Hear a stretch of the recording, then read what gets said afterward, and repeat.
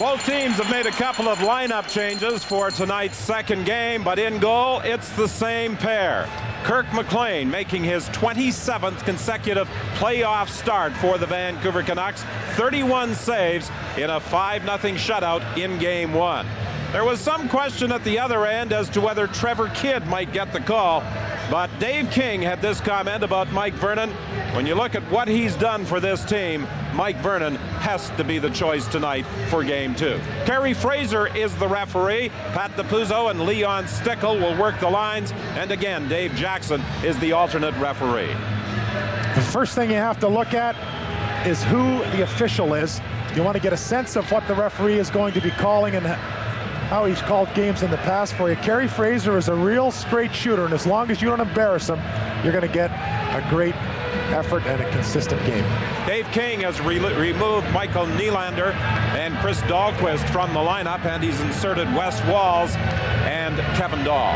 You know, one of the things King said was that you have to forget about the bad when it happens, and Pat Quinn said you got to forget about the bad and forget about the good and just concentrate on the moment. Pat Quinn has moved Sean Antosky into the lineup in place of the injured Greg Adams. Adams, you may recall, stopped a shot in front of the net and has a deep bruise in his abdomen as a result. Kissio for Calgary. He'll shoot it in, and the Flames will try to get to the puck, but McLean clears before either Walz or McCarthy could get there.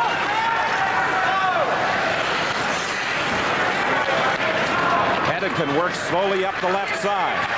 He has Momesso with him. He pushes the puck into the corner, but Vernon clears it away from Momesso. Al McInnes can't clear. Intercepted by Jelena for Momesso, and he fires it wide. Jelena working from the corner for Momesso. Momesso knocked down by McInnes. McInnes having some problems getting out. Now with some help from Walz, he takes the puck to center ice. Kissio will dump it in, and the Flames make a change.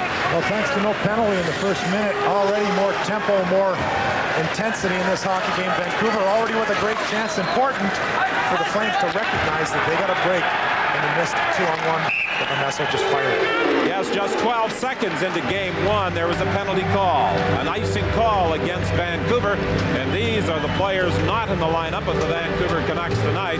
Greg Adams, even though he stopped that shot and was hurt, did finish the second period, but in the third period he complained about feeling ill.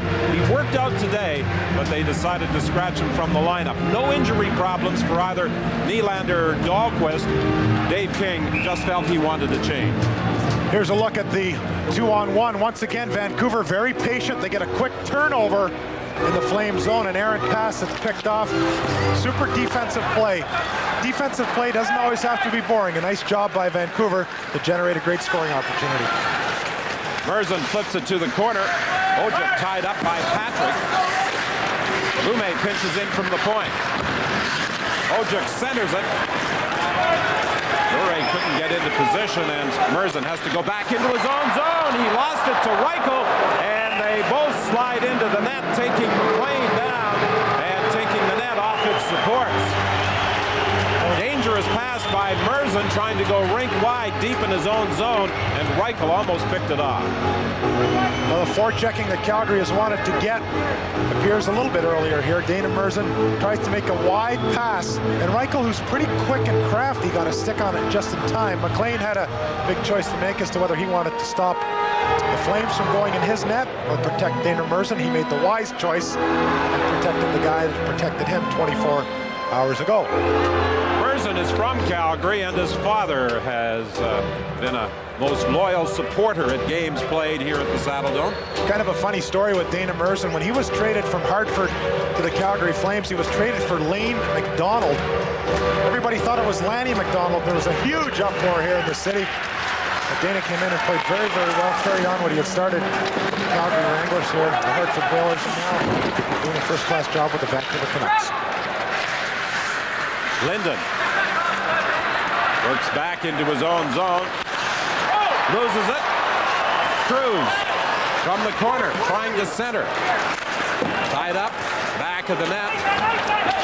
And the Flames in this opening period more aggressive with their forechecking than they were in game one. Well, in all of last game, Don, I don't recall very many times where Calgary hemmed Vancouver in at all. Again, Vancouver can't clear. Titov couldn't get a good shot away as he was checked by Lumet. Now Murzin will try and move it out. He chops it up along the boards, and then Murzin spins Cruz around with a pretty good hit. I think the intention Cruz had was to hit Murzin, but Dana Murzin is very, very strong, and if you hit him while he's expecting it, you're going to have the same result that Paul Cruz just found out about inside the blue line. Bure couldn't go rink wide with the pass. The puck picked up by Babbage. Babbage backhands it in. McInnes starts out of his own zone. Rink wide pass for Stern. Babbage was able to block it, and then the puck picked up by Diddick. Diddick having some problems getting out of his own zone, some pushing and shoving along the boards involving Ojek and Newendijk. Roberts also took a bit of a beating and lost his helmet in the process. Ojek fires the puck rink wide, takes a hit from Newendijk. Here's Bure with a backhand shot. That's gloved by Mike Vernon, and finally the whistle goes as Roberts and Ojek have each other wrapped up in the corner. Gary Roberts wearing a protective collar as the result of a couple of hits in the back, and burner that he suffered in the neck area. Well, when you start to get the big guys playing and the smaller guys realize that they've got to contribute, the little guys start to hit. Now Cruz tried to hit Murzin. He got wiped out. Watch Bure come out of nowhere here, and he tries to strafe Ronnie Stern after Stern tried to put the body on 44 Babbage. That's the kind of thing that lifts your bench when the little guys who don't typically take the body on a regular basis, and certainly with that kind of intensity do it, it translates right along the bench both ways. Gary Roberts is going to be sore every time he steps on the ice, whether there's contact or not, Don. If this were a regular season game, I really doubt that Gary Roberts would play because he doesn't have full mobility in his right arm. Well, we'll watch him a little bit, and you'll notice that he's a guy, the way he normally skates isn't real fluid, with all due respect to Gary Roberts. More body checks here as Diddick gets the elbow up on Roberts and rakes him a little bit. Roberts skates with a bit of a jerky motion. He gets there, but you'll notice how stiff he is tonight. He's moving from the torso as opposed to the neck and shoulders. Carson gets the draw back to the point to Hedican. He dumps it behind the net. Picked up there by Musil. With Walls. Walls throws it rink wide. Roberts looks for Newendijk. Comes back to Walls, and he overskates. Jeff Brown starts away for Vancouver. Long shot, gloved by Mike Vernon. And Vernon throws it out to center ice. Here's a pass fed ahead to Roberts. Roberts going in, saved by McLean. And again, Roberts goes crashing into the net. And there's going to be a penalty call against Brett Hedican of Vancouver.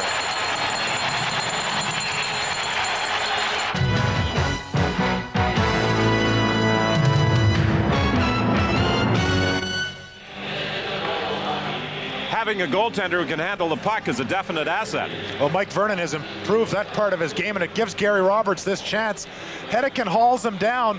If you remember where Roberts originally got hurt 48 hours ago, it was on a great play by Greg Adams that didn't draw a penalty. There was some discussion here in Calgary that it should have drawn a penalty. I thought it was a heck of a defensive play. Adams caught up to him and simply outmuscled Roberts. Mike Vernon hasn't had much action so far this evening. Only one shot on net. It kind of started out like that two nights ago as well. Well, Trent Yanni has also gone to the penalty box after the initial call was made on Brett Hedican. Yanni got involved in a skirmish in the corner and drew a cross-checking minor, a hooking penalty against Brett Hedican. And twice now the Vancouver net has been dislodged, and they appear to be having some problems with those Marsh pegs in repositioning the Vancouver net. Well, they should talk to Gary Roberts. He keeps running into those. I think if Roberts realized that they came out kind of tough, he might stop going to the net so hard. As they say, deja vu all over again for Gary Roberts, because in game one, as you referred to the play by Greg Adams, able to haul Gary Roberts down in a similar breakaway from the blue line. Well, not only deja vu, just like he'd seen the same thing before. We'll leave that one alone, Pep. McInnes in this 4-on-4 situation drives it in. Fleury has it in the corner. Fleury is checked by Linden, and Ronning races after the loose puck. He has Linden with him. They cross at the blue line. Ronning looks for someone to give it to. His long shot goes wide of the net. Fleury flips it rink wide for Reichel. Reichel shoots, kicked out by McLean. Ronning goes back of his own net. Reichel heads to the Calgary bench on a change. Lume feeds it back to Ronning. Ronning being shadowed there by Nieuwendyk. Gives it off to Merzen. Merzen taken in against the boards by McInnes. That gives you some idea of the strength of Al McInnes. Dana Merzen's 220 pounds if he's an ounce. And not many guys can handle him the way McInnes just did. Nieuwendyk's shot is blocked by Babbage. Babbage had a strong game Monday night. He also scored a goal in addition to playing well defensively. Babbage jumps up into the play, but Craven couldn't get him to pass. Now Zalapski comes in with Patrick. A drop pass for Titoff. McLean stands his ground. Titoff at the side of the net almost had it given back to him by Babbage. Roberts dodges a check back to the net but can't go anywhere with the puck. And Bure starts away with Craven. Bure trying to get around Zalapski, taken out of the play. Patrick and Craven go to the loose puck in the corner. Titoff also comes back. He goes rink wide to Roberts. Roberts working against Merzen, leaves it there for Zalapski, and Zalapski's shot is blocked by Lume. And both teams are now back at full strength. Going into the corner after the puck is Lume. Fleury is after him. Fleury bumps Lume, but it's Fleury who goes down. Hedekin takes the rink-wide pass. McIntyre was going for the net, but he was offside. With a Stanley Cup playoff update, here's Ken Daniel. Don, when we last left you at Joe Louis Arena, it was 1-0 for the Red Wings, but here Bob Probert looks past and then shoots in the slot and beats Urbe on the stick side, 2-0 for the Wings. And a few minutes after that, Paul Coffey with his speed on the rush leaves one in the slot, and driving for the net is Dino Ciccarelli, who gets the goal.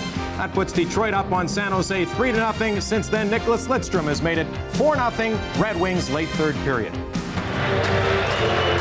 Well, on this 4-on-4, you get a defenseman coming down on a forward. Craven backs up and does the job as Babbage comes back to solve things. It's a bit of a mishandle in the crease. Unfortunately, McLean was up and Craven got back to his feet. 4-on-4, you have to be very, very aware of all the positions on the ice. Murray Craven ended up playing defense on that rush, and Zalapski was a forward attacking Craven. 13:57 remaining in the opening period. It's still scoreless. McIntyre and Kissio were doing some bumping in the neutral zone. They had each other tied up. Barry Fraser was watching them but didn't call a penalty. With the focus on taking the body here, it's really important that after you pass the puck, you remember that somebody might hit you. McCarthy with a weak backhand shot that steered to the corner by McLean. Lots of injuries result after you've made a heck of a play and you think that you're all done and you're ready to go back to center ice for the face-off after the goal. And the next thing you know, you wake up in a hospital. Babbage chases the puck back in his own zone, and there's a penalty call as McIntyre was knocked down.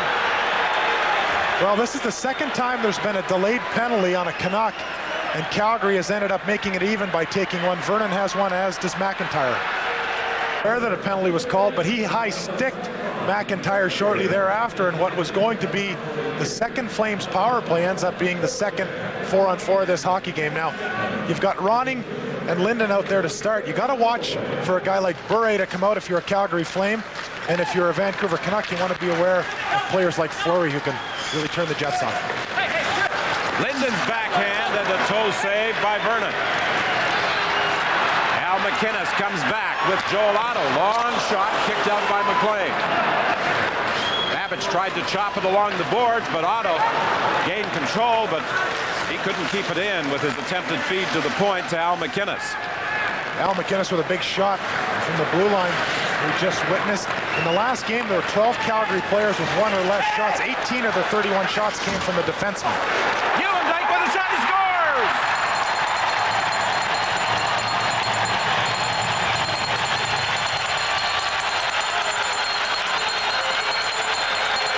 Calgary attacking with some speed, or more speed than what we saw 48 hours ago. The old crisscross throws the defenseman off a bit, and you see as Nieuwendyk shoots, he pulls the puck in towards his body. That changes the angle completely, and it means that McLean has to readjust. In that period of readjustment, although it's a brief fraction of a second, Nieuwendyk spots the 5-hole and gives Calgary their first goal and first lead of this young series. Joe Nieuwendyk, 36 goals in the regular season. He missed 7 weeks after suffering a knee injury against Tampa on the 24th of February. Reichel and McInnes draw the assists on Nieuwendyk's first goal in the Calgary Flames' first goal of the postseason at 7:30 of this opening period. I mentioned 12 Calgary players with 1 shot or less. Nieuwendyk was a guy that did not get a shot in the first game of this series. Hedican throws it up on the right side to his defensive partner, Brown. He had a goal and an assist in Game 1. He was the scoring leader for the Canucks. Patrick and Craven bump in the corner. Nieuwendyk can't get it out. Here's Brown getting set. He shoots. Scores! Vernon got a piece of it, but not enough. Goal number 2 for Brown. Well, what a huge goal for the Vancouver Canucks. So important to get that momentum back, or at the very least equalize it. I got to tell you, I never appreciated how hard Brown can shoot the puck. This shot does not go in if it's a regular slap shot. Now Vernon gets a piece of it, but it simply muscles its way through 99 times out of 100. When a goaltender of Vernon or McLean's stature can see a shot like that, they stop it. This was the one time that he didn't. Brown's second goal ties this hockey game at once. Well, Jeff Brown is the offensive defenseman that the Vancouver Canucks have been lacking for several years, and he could prove invaluable in the postseason if he continues to blast them from the point like he just did. Well, in the dressing room, there's a common phrase that goes like this: the dancers dance and the singers sing. And the Vancouver defense that play physical have done that, and the Vancouver defense that move the puck and score goals, like Jeff Brown, have done just that as well. Hedican and Craven drawing the assists on Jeff Brown's second goal of the playoffs. The 2 goals, 4-on-4, coming 38 seconds apart. Moosel's long shot right on. Big rebound is picked up by Courtnall. There's a penalty coming against Calgary. Courtnall in across the line. Tried to feed it across to Lume, who came racing in, and it was redirected wide. And as the Flames touch it, the penalty call is made against Calgary by referee Kerry Fraser. With another Stanley Cup update, here's Ken Daniels. And let's take you to Reunion Arena for second period action with the Blues leading 1-0 on the Brendan Shanahan goal. Mike Modano takes a wrist shot from the slot. That beats Joseph. That tied up the game at 1. Russ Courtnall gave Dallas a 2-1 lead, but here Peter Nedved drops one to Brett Hull, who puts one high over Wakaluk. That ties up the game at 2 in the second period. And they're heading to late in the third period at Maple Leaf Gardens. 3 minutes to go. Chicago and Toronto still are scoreless. Goaltending for Ed Belfour and Felix Potvin tonight. Gary Roberts and Titov bumping Kirk McLean. Roberts gets a pair for interference for his efforts. So it will be 4 against 3 for 13 seconds. The key on this, to keep the impressive power play numbers that Vancouver has going, is to win the faceoff. When you're 4-on-3, if you get control, it takes you about a half a dozen seconds to generate a good scoring opportunity. Across, back and forth, down deep, and a shot. Brown has it at the point. He doesn't shoot. Gives to Bure. Bure getting set. Gives it over to Brown. Back to Bure. A one-timer right on. And the rebound picked up by Trent Yanni. He fires it for Sandy McCarthy, who had been serving the Vernon penalty, but it went off his stick, and it's picked up by the Canucks' Bure. Now it's stolen by Joel Otto. Otto for Sullivan. He scores!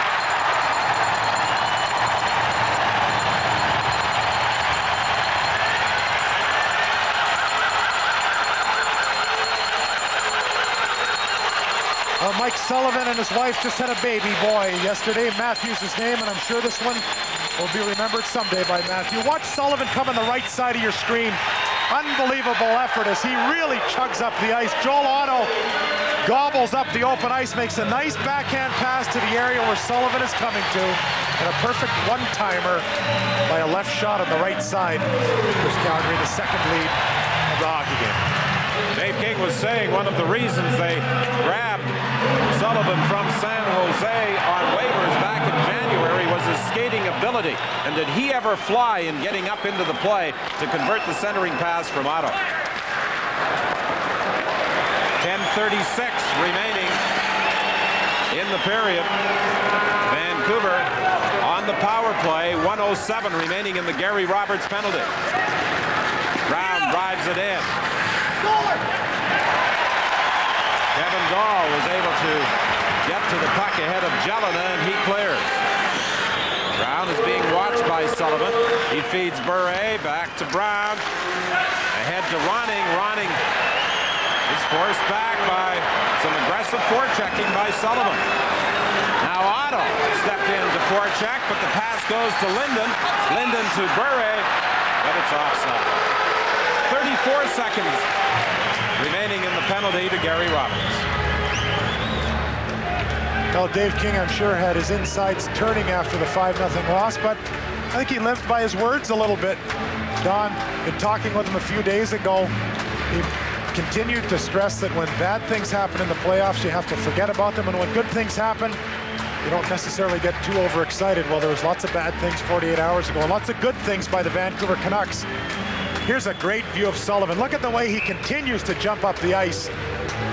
It's so easy. You're killing a penalty. There's another guy there. You say, oh, heck, we're going to just kill this thing off. Well, he wasn't satisfied with that. And his effort was rewarded with a great goal. Cardinal goes to the corner. He leaves it there for Ronning.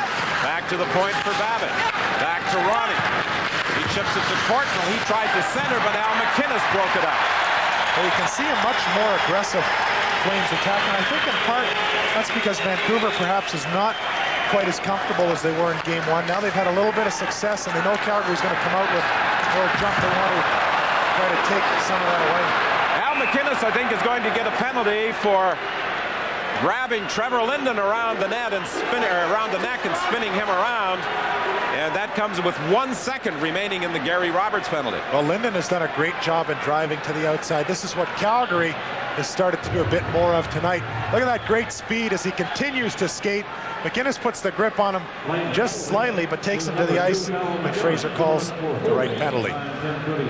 Trevor Linden in Game 1 certainly got under the skin of the Calgary Flames. He played a very physical game, and Pat Quinn said for his captain to be effective, that's the way he has to continue playing in this series. Well, there's all kinds of talk about speeches that are made in the dressing room, about things you say to players here and there. The best way to do it is to do it on the ice, and Don, you're absolutely right.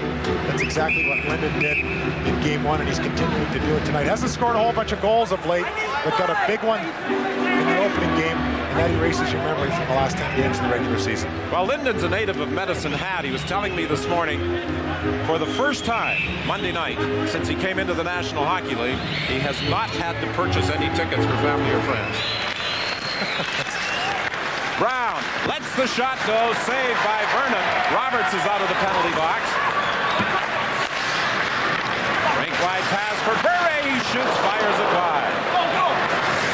Linden has it along the boards. For Ronning, back to Linden. Brown's at the point. He gets it over to Bure. He faked the one-timer. Back to Brown, to Bure. Brown lets it go up high and wide. Bure is able to keep it in. Behind the net, Linden has it. Linden to Brown. Brown had some problems handling it. Had to go back to the net. Courtnall circles in the corner. Another penalty coming up against Calgary. Still 1:11 remaining in the penalty to Al McInnes, and referee Kerry Fraser has called another penalty against the Calgary Flames. Well, at the start of the second period, the Calgary Flames had 1 minute and 47 seconds of a 5-on-3 in Game 1. They didn't take advantage of it. Vancouver was up by 1, and lots of people point to that particular 107 seconds as being key to that. Now, Dave King is really upset with Kerry Fraser. You be the judge as Yanni takes Ronning to the boards. Gets his glove up in the face. Now here's a 5-on-3 that Calgary had on Monday. Vancouver very aggressive, forced Calgary to the outside. You got to give something away on a 5-on-3. Calgary did not jump in to take advantage. Craven with a nice play here. And Vancouver killed the remaining 100 or so seconds of this after a save by McLean. The puck comes out and it's down the ice. Vancouver doesn't want the same thing to be duplicated, just opposite colors. A roughing call against Trent Yanni, so for 111, the Vancouver Canucks will enjoy a two-man advantage and a wonderful opportunity to get back on even terms. Otto's been dominant in the face-off circle, a huge draw here for both teams. Back to the point to Brown. He's being watched by Otto, gets it over to Bure. Linden at the side of the net.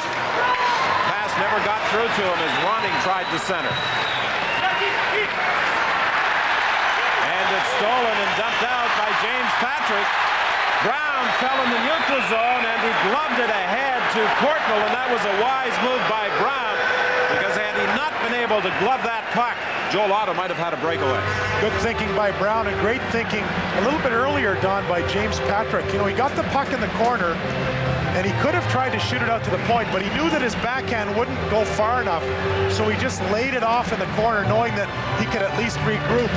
A look at Vancouver throwing the puck around. A nice job by Zalapski. Right here, just lays it off to the corner. He knows that if he goes to the boards and tries to eat it, he's going to be out of position. All of a sudden, he gets the puck back. A clever little move that goes unnoticed. Still 49 seconds remaining in the two-man advantage. Here comes Brown for Vancouver. He fires it to the corner, races in after it himself. Carson gets the puck over to Bure. He shoots. And that, I believe, deflected off the shoulder pad of Mike Vernon and over the glass, out of play. Now 5-on-3. You go back to your goalie and you say, Bernie, they're going to be shooting. Good luck.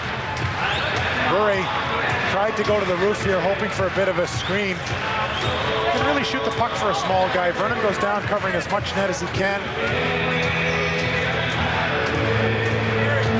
Pat Quinn keeps a very calm exterior, but when the exterior of this guy starts to get a little bit upset, you want to make sure you're out of the reach of his 36 to 37 inch arms.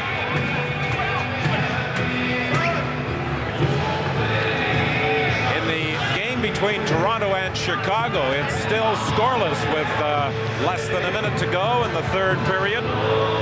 Real goaltenders battle. Here, Bure gets set. There's the shot right on. Loose puck in front of the net, and Musso manages to kick it to the corner. Another penalty call being made, this one against Vancouver.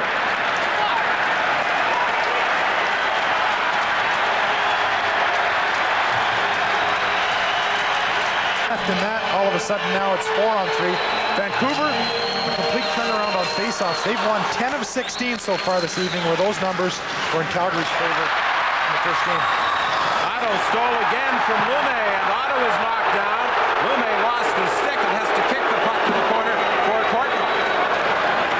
You know, there's been a couple of calls tonight that are different than in game one, and all of a sudden now when little things like that happen, the crowd starts to react because they want that type of officiating to continue on if it's in the favor of the home team. Courtnall being forced in the corner, gets it over to Lume. Lume slips it up on the right side for Linden. Linden trying to go for the net. He's tied up by Zalapski, and Fleury in the corner tries to chop it out of the zone. Titoff comes in to help out. To Zalapski, a long shot that ricochets off the glass. James Patrick jumps up into the play. Calgary defensemen have been much more aggressive in moving up into the play in tonight's game. Boy, very, very active. And as Linden goes to the bench for a change with a busted stick, has he been active? He's really skating. Titoff with a wraparound attempt. It missed the far corner. And now the Calgary Flames will have a power play for 47 seconds.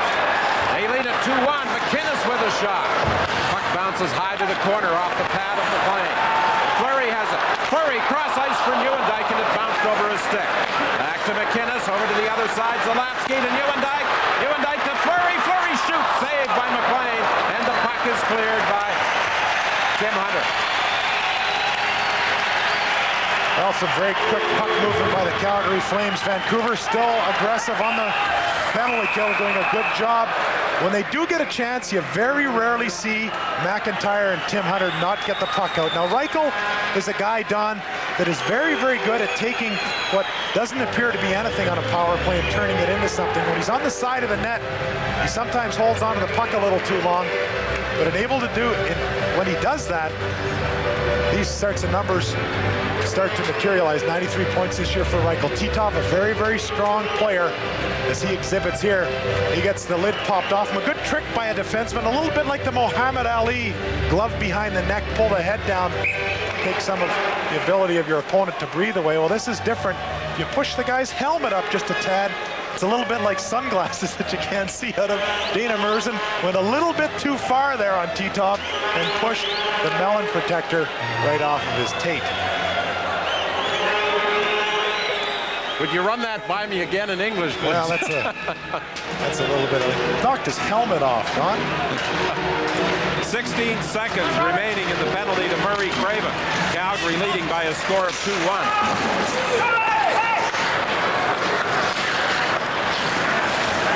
Flames control it. Reichel takes a shot. It goes off Babbage to the corner. Nieuwendyk. One of three Flames in there fighting for the puck. Kissio comes up with it. Back to Yanni. His shot is high off the glass as the Canucks are back in full strength. Craven moves it to center ice beyond the reach of Hunter. We mentioned Babbage at the start of the game. He was just in the corner with three Flames. Took care of all three of them.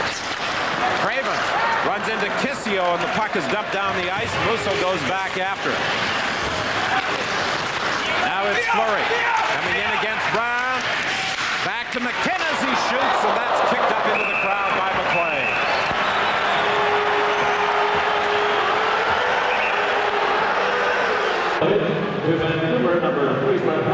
5:02 the time remaining in the first period. 2-1 Calgary leads Vancouver. At this time we say hello to the folks who have been watching the scoreless battle that is going into overtime between Toronto and Chicago. I'm Don Whitman along with Jim Paplitsky and Ken Daniels at the Saddle Dome in Calgary, and Brett Hedican and Kelly Kissio drew minor penalties as a result of this skirmish after the whistle had gone. Well, just like the Chicago-Toronto game, we've got a much more intense contest in the first 15 minutes of the second game of this series. Gary Fraser has been rather busy. A few minor penalties to both teams. Calgary has negated power play opportunities with a little bit of lack of discipline on two occasions. That particular replay with Kissio and Hedican, both guys going off. And this will be the third opportunity in this hockey game where we've had 4-on-4 play. And the last time they skated 4-on-4, both teams scored a goal. 12-7, the shots on goal favor the Flames, and they lead the hockey game 2-1. Reichel against Craven. They tie each other up in the face-off circle. Dave Babbage has the puck back of his own net. Craven couldn't handle the pass. It goes loose in the boards. Picked up there by Fleury. Rink wide for Patrick. He winds and fires wide. Puck is behind Fleury at center ice. He's being watched by Craven. Over to Patrick. Another penalty coming up. This one against Bure. Fleury in across the line. His shot goes wide. Off the boards, kept in by Zalapski. Freed for Reichel. Right on the shot, and McLean kicks it to the corner. And as Babbage touches, the whistle goes, and the Calgary Flames will have a power play with Bure going to the penalty box. Well, Bure will get a pair here for interference as he trips up Robert Reichel. Tries to slow him up, and by putting the stick out, if he had his body in front of Reichel, so Reichel had to stop and take a step around him, he wouldn't have received that penalty. Well, game one for the Calgary Flames has been very, very important. If you look at the last half a dozen years, when they have lost game one, they've only gone on to win that series on one occasion, and that was in 1989 against the same organization that the Calgary Flames are facing this evening. Last year, you might recall, they lost the first game to the Los Angeles Kings, won the second game 9-4 in a wild shootout here at the Saddle Dome, but went on to lose the series 4-2. Dave King has taken a little different approach to getting his Flames ready for this playoff series.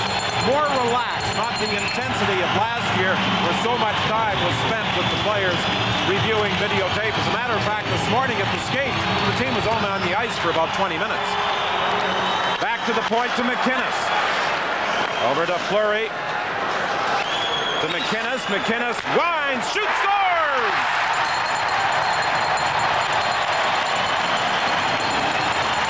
John, Vancouver had a 5-on-3 a little earlier, and we said that if you win the face-off and set things up, you can get a great scoring opportunity in a half a dozen seconds. Well, a 4-on-3 is very similar. Vancouver took McInnes away in the first game. Fleury on the side. Nieuwendyk jumps out of the way, and a shot from the point took only 10 seconds to register. Another goal for Calgary. They go up 3-1, 14 shots to the 7 that Vancouver's had so far. Al McInnes gets his first goal of the playoffs, but a lot of credit for that goal should go to Joe Nieuwendyk in front of the net, because he was probably providing a pretty good screen on Kirk McLean. Well, when you get a goaltender, and there's no magic to this comment, that sees the puck and has been stopping it the way McLean has, you have to find a way to get in front of him. Nieuwendyk did that. Combine those two things with the bullet that McInnes fires from the point, and lots of times it turns into goals. Fleury and Zalapsky draw the assists on the power play goal by McInnes at 15:46. Here's Roberts moving in, a backhand shot, and again Roberts goes crashing into the net and into goaltender McLean. And a penalty is being called by referee Kerry Fraser on Gary Roberts. Gary Roberts is getting an interference penalty here, and he's going to be a little owly about it.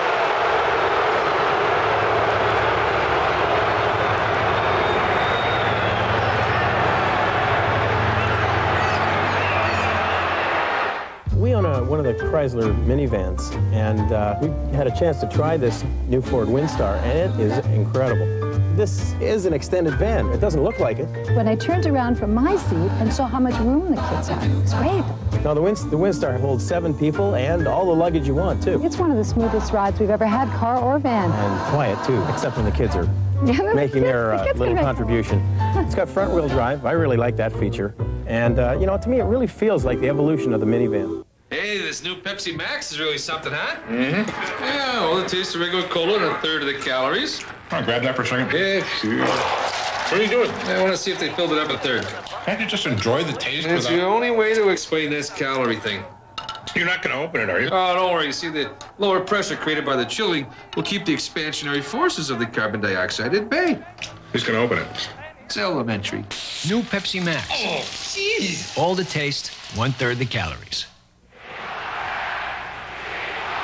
We want to make it perfectly clear. You'll find guaranteed low prices at your Canadian Tire store every day. If you find a better price anywhere, we'll match it. Guaranteed.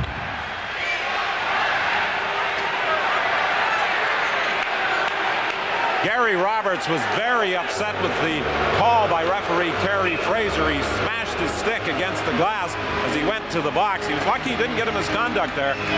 Goaltender interference was the call by Fraser.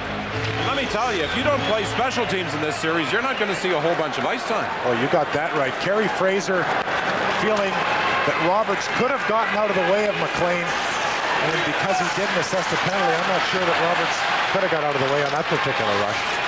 Bure in the slot area. Over to Courtnall. Courtnall's shot is blocked, even though Vernon was down, and there's another penalty call being made.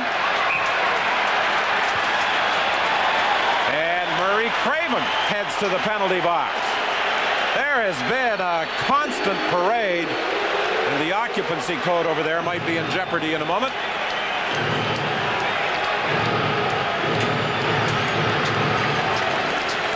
Well, I think a double minor. I think that Calgary fans will like this call. I believe Craven got the first penalty, and then he got an additional 2 for unsportsmanlike conduct. It's a tripping call and unsportsmanlike conduct against Craven. Well, there's the first penalty. Now, lots of times you want your stick between your opponent's legs. Craven had his stick between Patrick's legs as he goes down. When you're wrestling in front of the net, sometimes that happens. I'm kind of surprised that Fraser made that call. But something that Vancouver did as well as any team I've ever seen in the game that opened this series was when there was a penalty called. They said, right or wrong, we're not discussing it, we're going straight to the bench. Well, Calgary didn't do that, and they earned a couple of more in game one. Vancouver tonight has yapped a couple of times, and it just cost Murray Craven.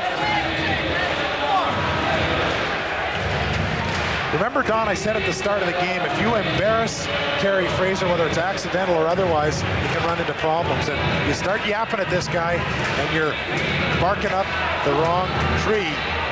Craven did, and it cost him an extra 120 seconds.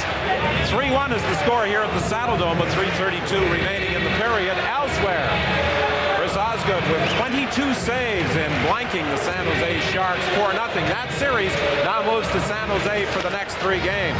In the third period, St. Louis and Dallas are tied at 2. Dallas leads that series 1-0. I wonder how tough the decision was for Scott Bowman to go with Osgood as opposed to Bob Essenson. He kept it a secret until just before game time. McInnes with a shot, and McLean gets a piece of it. Moves it up on the right side to Diddick. Diddick and Linden in across the line. A long shot by Diddick goes wide. Babbitt shovels it to the corner. Diddick races in after it. And now Kissio and McIntyre are back on the ice. The puck is loose behind the Calgary net. Picked up there by Linden. Linden tried to center, and it was picked off by Fleury.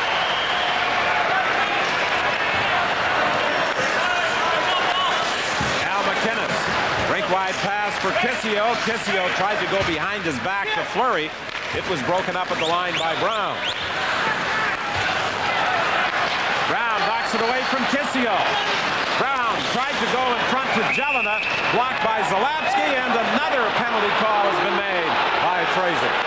Well, your comment, Don, about if you're not on special teams, you're not getting a chance to play, couldn't be more accurate, and Dave King knows it. Now, with all of these penalties and the fact that lots of guys aren't playing, something that a number of these guys may potentially do in between periods is jump on the bike. Stationary bike, put the pedals between the blade and the boot of your skate and ride it for 5 or 10 minutes, get some blood flowing because you've been sitting on your derriere. That's French for backside, Don. And although it's been a great period to watch, if the coach calls upon you, whether you're wearing a black uniform or a white one, you want to be ready to go, and a bit of a spin on the bike in between periods can get the blood flowing again in your veins. A high sticking call against Patrick. That comes at 17:34. 4 against 3. Vancouver with the manpower edge. I wonder how many penalties we would have gotten in game one. Gary was refereeing that one. Well, a few guys were thrown out in game one. Half the bench might have been ejected in game one. Bure comes to the line with Ronning, feeds Ronning. Ronning tried to go cross ice, blocked by Musso. Bure has it again. Bure getting set. He lets the shot go. Ronning grabs the rebound. Now Roberts is out of the penalty box. Kevin Dahl picks up the loose puck and feeds Roberts. Roberts kills off some time as his team makes a line change. He tries to play it in off Zalapsky. It was beyond his reach. McLean has it back at the net, plays it up high in the glass, but not out. Titoff puts on the brakes, feeds it out front, intended for Al McInnes. He couldn't get a shot away. 1:22 remaining in the opening period. 3-1, the Flames lead the Canucks. The Canucks won game one, 5-0 Monday night. The series moves back to Vancouver for games 3 and 4, Friday night and Sunday afternoon. Titoff watching Lume. Lume's having some problems with him, now gets away, one hands it ahead to McIntyre. Drop pass at the line for Lume, it's picked off. Joel Otto starts back. McInnes jumps up into the play, so does Titoff. Back to McInnes, he scores!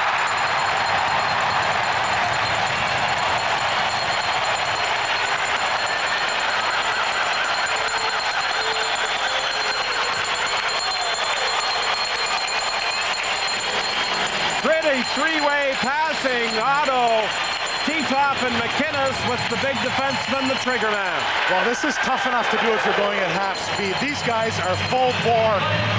They know where the pass passes are going before it gets to the stick. Talk about pinpoint passing and puck movement. There's nothing at all that Merzin can do there except hope that it hits him. What an unbelievably executed play. Newendijk and Titov setting up McInnes for his second goal, the fourth of the period for the Calgary Flames. What a beauty to watch. It doesn't matter who you're cheering for. You got to appreciate the skill and talent on that goal. McInnes with his second from Newendijk and Titov.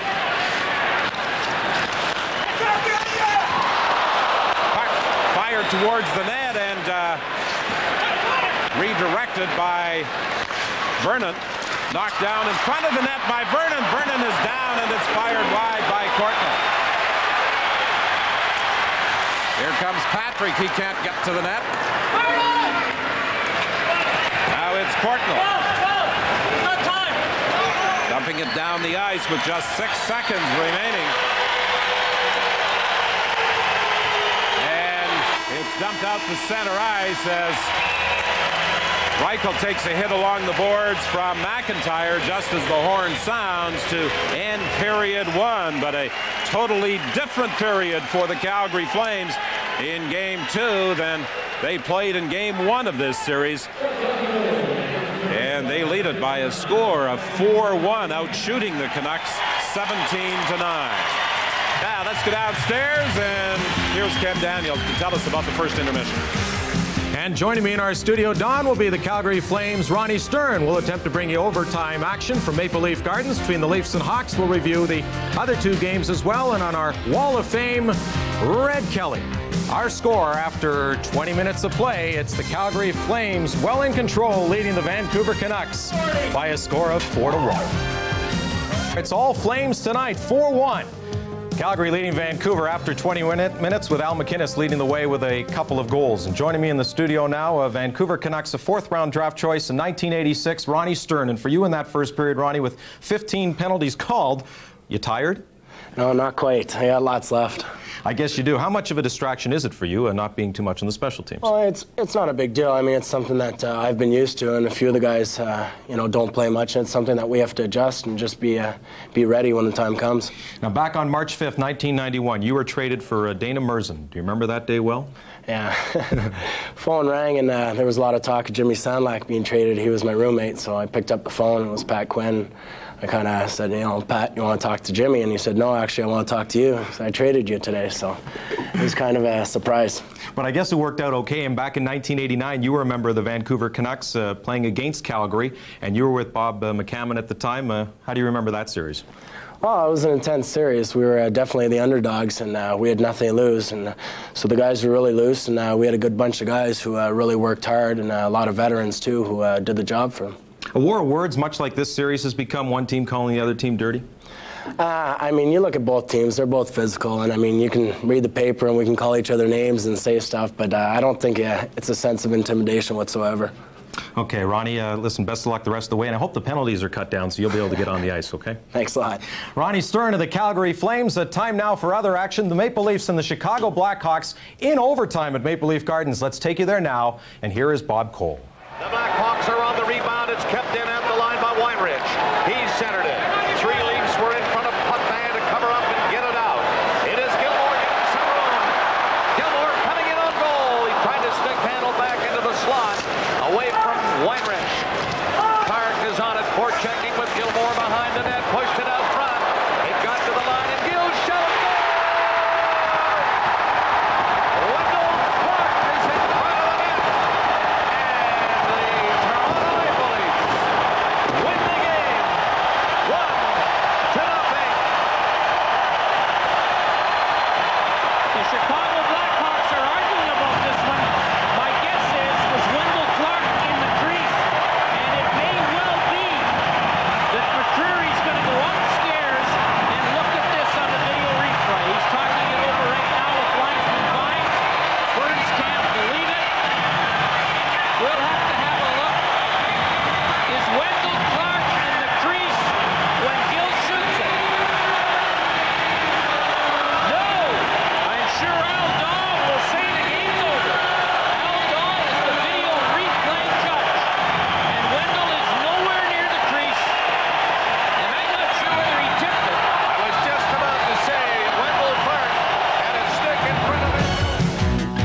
So the Maple Leafs win it 1-0 over the Blackhawks. Coming up, we'll review the other two games on this night. Our score, 4-1 Calgary leading Vancouver after 20 minutes. After one, but in the second period, the Red Wings get on the board. Chris Draper, swing around pass into the slot. There is Sean Burr, who will beat Artur Zerbe, and it's 1-0 for the Red Wings after two. But in the third period, Bob Probert, who saw a lot of ice time tonight for Detroit in a game they're playing without Steve Yzerman, he beats Zerbe to make it 2-0. Then a few minutes after that one, Paul Coffey on the rush, using his speed to go wide. Dino Ciccarelli does what he does best, goes to the net. 3-0 for the Red Wings at that point. Nicholas Lidstrom added another 4-0 for Detroit, and you have to figure Chris Osgood will see action the rest of the way. 22 saves tonight. The shutout, the Red Wings head back to San Jose for 3 games. The series tied at 1. At Reunion Arena tonight, Bob Barry looking to get his Blues even in the series. First period, 2:06 in. Craig Janney, right wing, into the slot. Brendan Shanahan, a one-time shot beating Darcy Wakaluk. 1-0 for the Blues after 1. But in the second period, Mike Modano carries into the slot, gets the shot away. This will tie up the game at 1 apiece as he beats Joseph. 22 seconds later, watch the great blast here from Russ Courtnall. No way that Joseph sees that one. 2-1 for Dallas, but St. Louis will tie it up at 2 in that second period. Peter Nedved into the slot for Brett Hull, 86 points in 70 career playoff games, 2-2 after 2. But then Mike Modano at the side of the net will bang home a loose puck. That gives Dallas a 3-2 lead over the St. Louis Blues as they play in the third period right now at Reunion Arena. Meantime, the game we just showed you, Todd Gill credited with the goal with Wendell Clark at the side of the crease. Felix Potvin the shutout. The Leafs will head back to the stadium for games 3 and 4 Saturday and Sunday night with a 2-0 lead over the Blackhawks. The first game to go in overtime these playoffs, and the Leafs win it by a final score of 1-0. And here in Calgary, our score after 1 period, it's all Flames. Al MacInnis with a couple. Calgary 4, Vancouver 1. It's one of sport's ultimate achievements, having a place with the elite. The new Hockey Hall of Fame honors almost 300 of the game's greatest contributors. Throughout the postseason, we'll present many of them on Hockey's Great Wall. It's brought to you by Ford of Canada, a proud founding sponsor of the Hall of Fame and makers of the 1995 WinStar. Tonight, the greatest example of versatility. Red Kelly's legacy next. Things with your mom. Red Kelly was inducted into the Hockey Hall of Fame in 1969, 2 seasons after he'd finished his career as an all-star forward with the Toronto Maple Leafs. In Toronto, Kelly was a vital cog as the club won 4 Stanley Cups. Prior to that, he was a celebrated defender in Detroit as he redesigned the role of the defenseman. Another 4 Stanley Cups was a portion of his reward. For 20 seasons, the Simcoe, Ontario native magically transformed his talent into a career that sees him today regarded as an all-time great, a gentleman and all-star. Tonight, we present Red Kelly on Hockey's Great Wall, presented by Ford of Canada. A proud founding... With the temperature pushing 20 degrees, and it's certainly a much more pleasant evening for Calgary Flame hockey fans. Their team leading the Vancouver Canucks 4-1 after 20 minutes of play.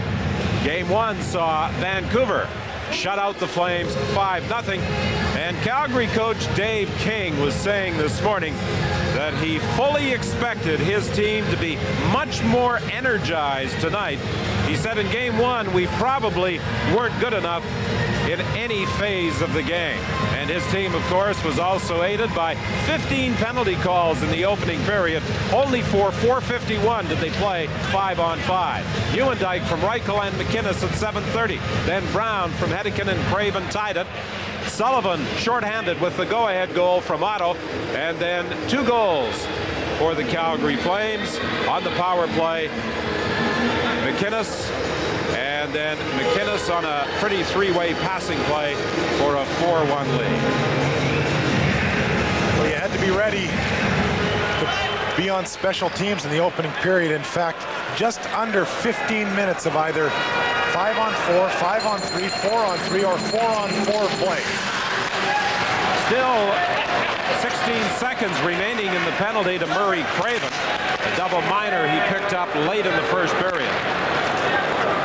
Well, I would think the intensity of the game will drop a little bit. Calgary was really under pressure to come out with some jump, and Vancouver wanted to withstand that. They didn't leave the first period quite as close as they would have liked, but now is their opportunity as that adrenaline has drained a bit from the Flames to get get themselves back into this hockey game. And Murray Craven is back on the ice as the Vancouver Canucks are in full strength. And this goal really lit up the Saddle Dome and sent the Flames to the dressing room with a great feeling.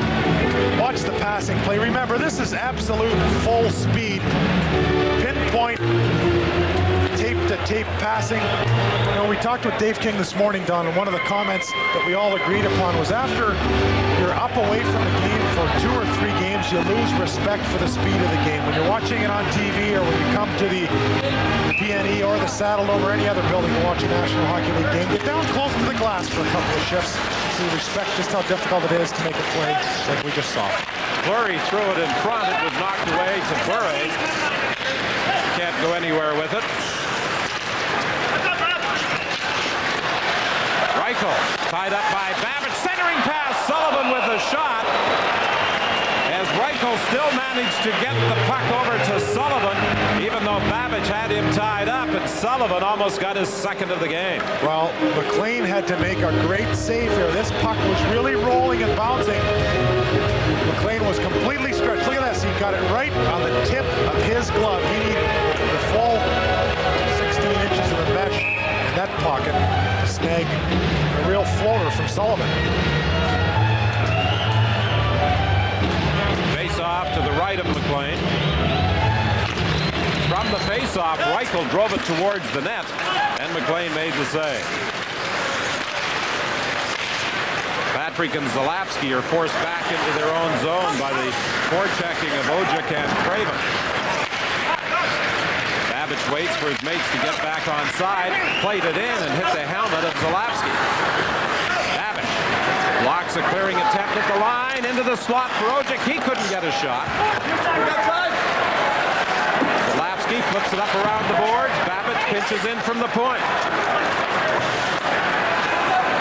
Causing the Flames all sorts of difficulty in their own zone. Now a lead pass for Reichel, too far for him. McLean plays it back to the net. And a whistle on the play with 18:22 remaining in the second period, and another penalty call against Vancouver, or Calgary. From now. Before he went down, and Fraser called the penalty. So the Flames have another power play opportunity with Babbage up. They're led by Al McInnes. For Walls. Walls knocked off the puck by Merzen. Puck loose in the corner. Roberts feeds it back to Yanni. Yanni to McInnes. He fakes it back to Yanni. Yanni lets the shot go. It's blocked. Yanni gets it back again. Over to McInnes. His shot is blocked by Hunter. Another shot from the point. McLean makes the save. Yanni has it. Dumps it to the corner. Lume plays it ahead to Hunter. He dumps it down the ice. Hunter tried to get past McInnes. McInnes was knocked down in the process. And Yanni was able to get back to the puck. Stolen by Courtnall. His shot, that's fired wide. Now Didick jumps up to Courtnall. He scores! Short-handed goal for Jeff Courtnall. He stole the puck initially, and with Didick jumping up into the play, he got it back to Courtnall, and it's a 4-2 hockey game. The second short-handed goal of the game. Great presence of mind here by Courtnall. Vancouver a little bit coy here now, as Calgary has lost a little bit of that adrenaline, and Vancouver with some patience and some good passing as well, as Didick throws it across. Courtnall is in good position to get back if Calgary attacks on the power play, or if the pass is made to have an opportunity. Fleury dished one off that Bure and Courtnall capitalized on in game one. Well, Courtnall just did exactly the same thing to Fleury in a little different fashion in game two. Courtnall from Didick at 2:44, the shorthanded goal for Vancouver. McInnes having some problems handling the puck. Fleury is forced to fire it back to the net to McInnes. Still 36 seconds remaining in the Babbage penalty. Courtnall has it again for Linden. Linden trying to work his way through. He was checked, and Fleury picks up the puck.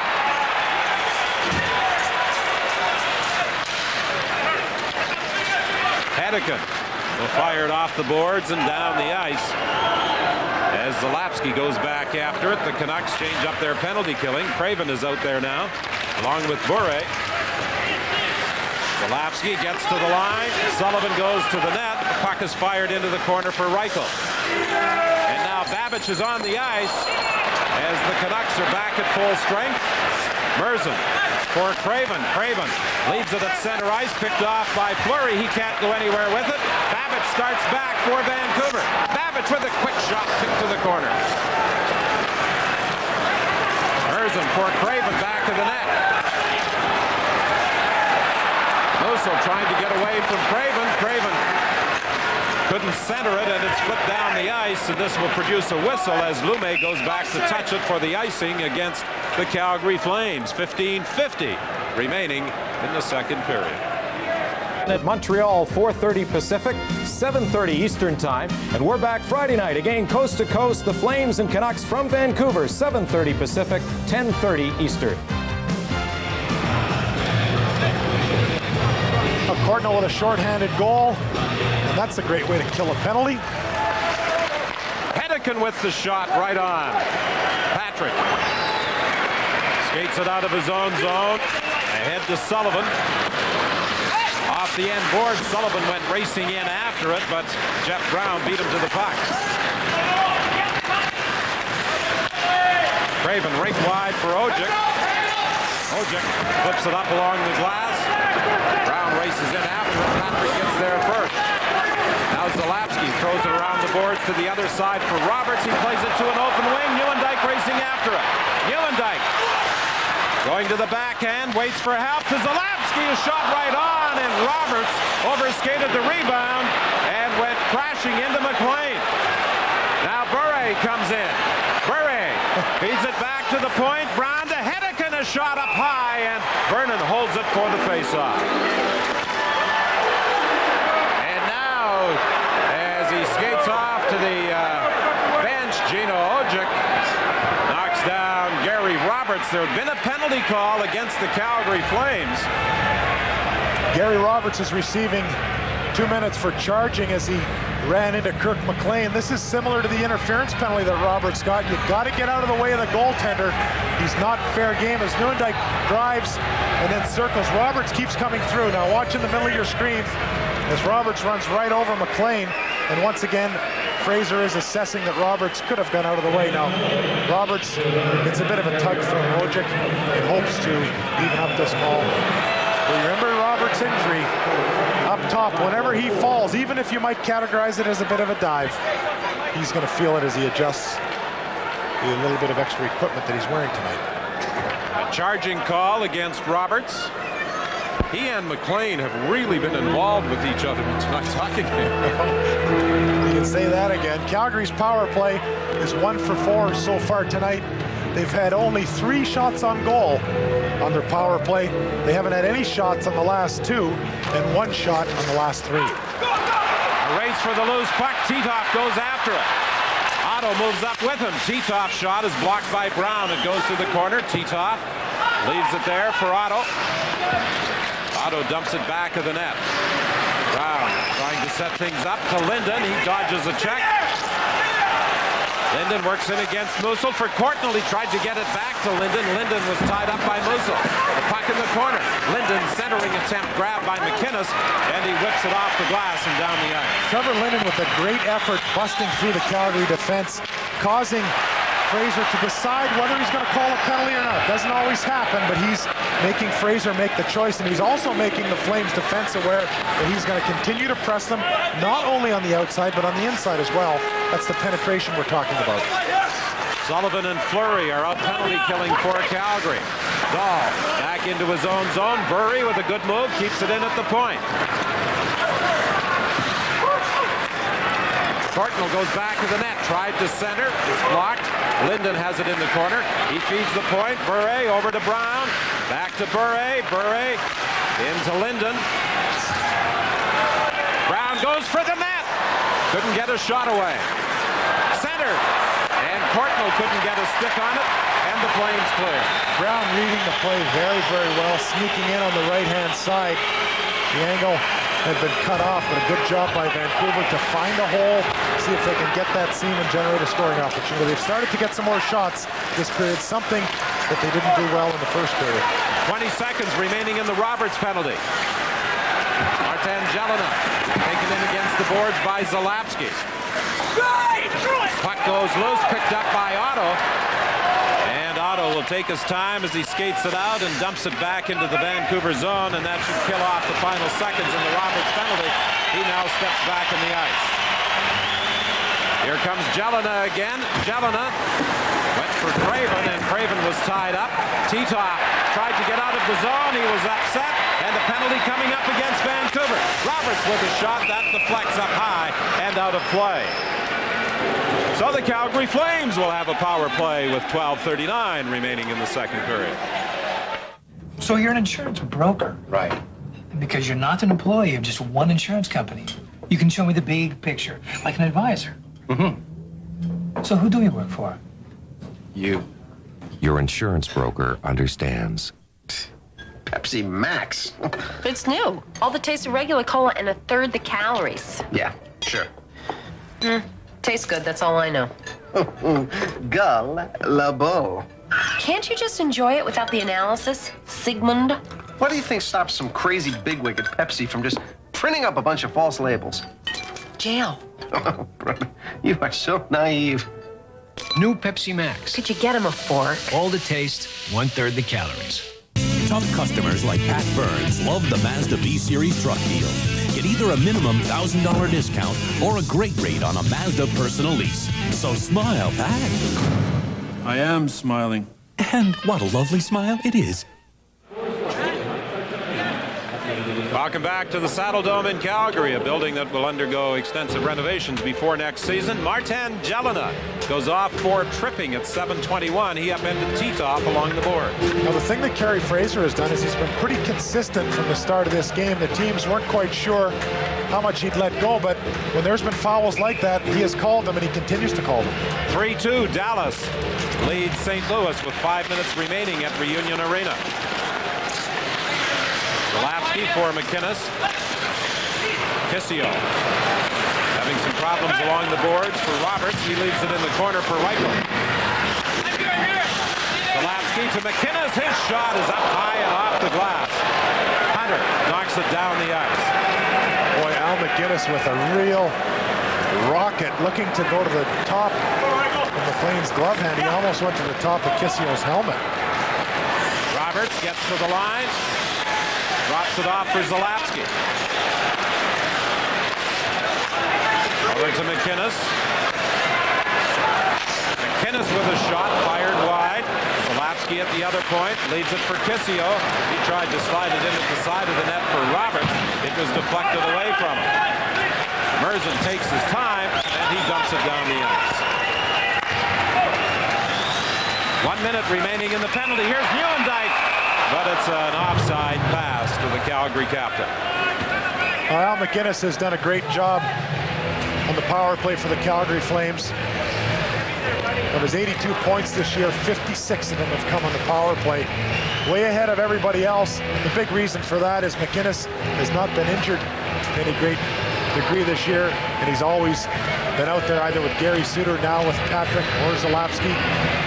Look at Dana Merzen right in the middle there as that puck comes across. He steamrolls Kissio. I think that Kissio might thank Merzen when this series is over. If he hadn't gone down, that puck of McInnes's might have hit him. It's not an enviable job taking up a position in front of the net when McInnes is winding up to let that big slap shot go. Well, you learn to trust a guy too. McInnes rarely hits guys now. In practice is where you don't want to take that risk. In a game, it's not so bad if you get a welt and the puck goes in, but as Ken Daniels established with McInnes in game one, this guy has got a very, very hard shot, and it's also tremendously accurate as well. 23 seconds remaining in the Calgary power play. Here comes Nieuwendyk. Checked by Babbage. McInnes gains control of the puck again, but his pass intended for Fleury misses the mark. Now he does get it to Fleury with Walls. Fleury getting set, he shoots. It's deflected before it gets to the net. And now Vancouver Vancouver is back at full strength. Jelena out of the penalty box. Zalapski at the point for Fleury. Fleury leaves it in the corner. Wes Walz, who did not dress in game one, raced after it, but it was dumped out of the zone. And the puck is dumped in, and as McLean makes the stop, the whistle goes with 10:21 remaining in the second. Center ice, the Stanley Cup. The tradition, the history, the chance to shoot for $1 million or one of over 25,000 official NHL prizes. Peel the sticker inside the case or call for details on entry without purchase. The Molson Canadian Stanley Cup Contest. No, you missed. No, you Take your best shot.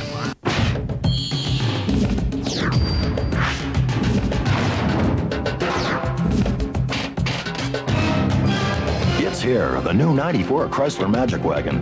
Dual airbags, reclining integrated child seats. Built in Canada, our safest minivan ever. Dodge Caravan, Plymouth Voyager, with air, automatic V6 engine, 7-passenger seating, roof rack, and more for just $18,988. Only at your local Chrysler dealer. A dealer you can believe in. Well, Calgary played .500 in the playoffs at home in the regular season, including game a couple of nights ago. They've been very impressive. They've been 18-10-4 in the last 32 games. They had a 4-game winning streak at home. Vancouver simply did not bother with those statistics in game one. Came in, played an outstanding hockey game, and deserved to win it 5-0. On the power play, Calgary has cashed in on 1 of 5 chances. One power play goal, I guess you could say, was negated by the shorthanded tally they gave up. At the point, Musso plays it to an open corner. Another penalty coming up. Barry Fraser has certainly been busy with the whistle tonight. Well, that's number 19. 19th minor penalty of the game. Hedekin and Stern get mixed up. It's jockeying for position. Stern goes down and Hedekin gets a pair. We want to make it perfectly clear. You'll find guaranteed low prices at your Canadian Tire store every day. If you find a better price anywhere, we'll match it. Guaranteed.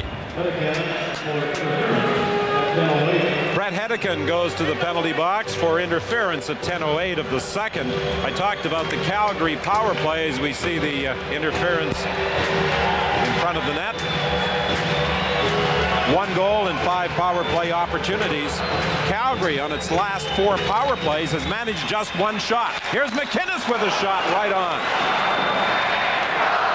Well, that's something when you're on the bench, even though you've got a 4-2 lead, your team's been playing pretty well. Just as Vancouver had a handy lead a couple of nights ago and were playing well, they recognized that they had to do some other things a little bit better and kept improving their game. Power play is an area tonight that Calgary can definitely improve upon. Reichel takes the shot. The big rebound is picked up by Merzen, and he clears. 9:19 remaining in the second period. It's a 4-2 hockey game. The Flames leading the Canucks. Reichel races into the corner after the puck. He feeds the point. McInnes to Zalapski. Into Fleury. Back to McInnes. There's the shot. Score! Nieuwendyk deflected. Now watch McInnes as he takes this shot. It's kind of like a smooth golf swing. He's able to take something off of it, and he does that for Nieuwendyk regularly. Very easy shot, nice and smooth. Nieuwendyk positions himself perfectly in that high slot, and with great hand-eye and countless hours of practicing deflections, Calgary has just equaled the number of goals that Vancouver got in the first game of this series. Well, Pat Quinn had things go pretty well for him in game 1 of the series. And tonight, everything's gone in Calgary's favor, and his reaction simply states that obvious fact. McInnes and Fleury draw the assists on Nieuwendyk's second goal of the hockey game. And it's now 5-2, Calgary leading. Memesso bumping along the boards. Puck is centered. Nobody in position, and Cruz and McCarthy, who have seen very little ice time, can't do anything with it. Memesso hasn't seen a lot of ice time either. Stolen now by Diddick. Diddick wheels and lets the shot go off the skate to the corner, and Walls will simply relieve the pressure by hammering it down the ice, and this will be an icing call against Calgary. Now, there was the odd grumbling after the first game, Don, where Calgary got physical and took some needless and senseless penalties at the end of the game through frustration and whatever other excuses you want to build. Vancouver said, boy, if we ever find ourselves in that situation, they kind of might have to watch for that. Well, this situation is starting to materialize. Calgary ahead by 3 now. McCarthy and Ojic, the best of pals when they played for the Laval Titans. But clearly they've made a truce not to have too many conversations while this series is going on. And we might see a little bit of the rough stuff that both of these guys discussed before this series started and then after the shenanigans that took place the first 60 minutes of this 7-game series. Face off to the right of Vernon. Reichel and Craven. Craven gets the draw back to the line. Hedican had no alternative but to try and dump it to the corner. Brown raced up, couldn't get to the puck in time. Bure doing a good job of coming back, takes it away from Reichel.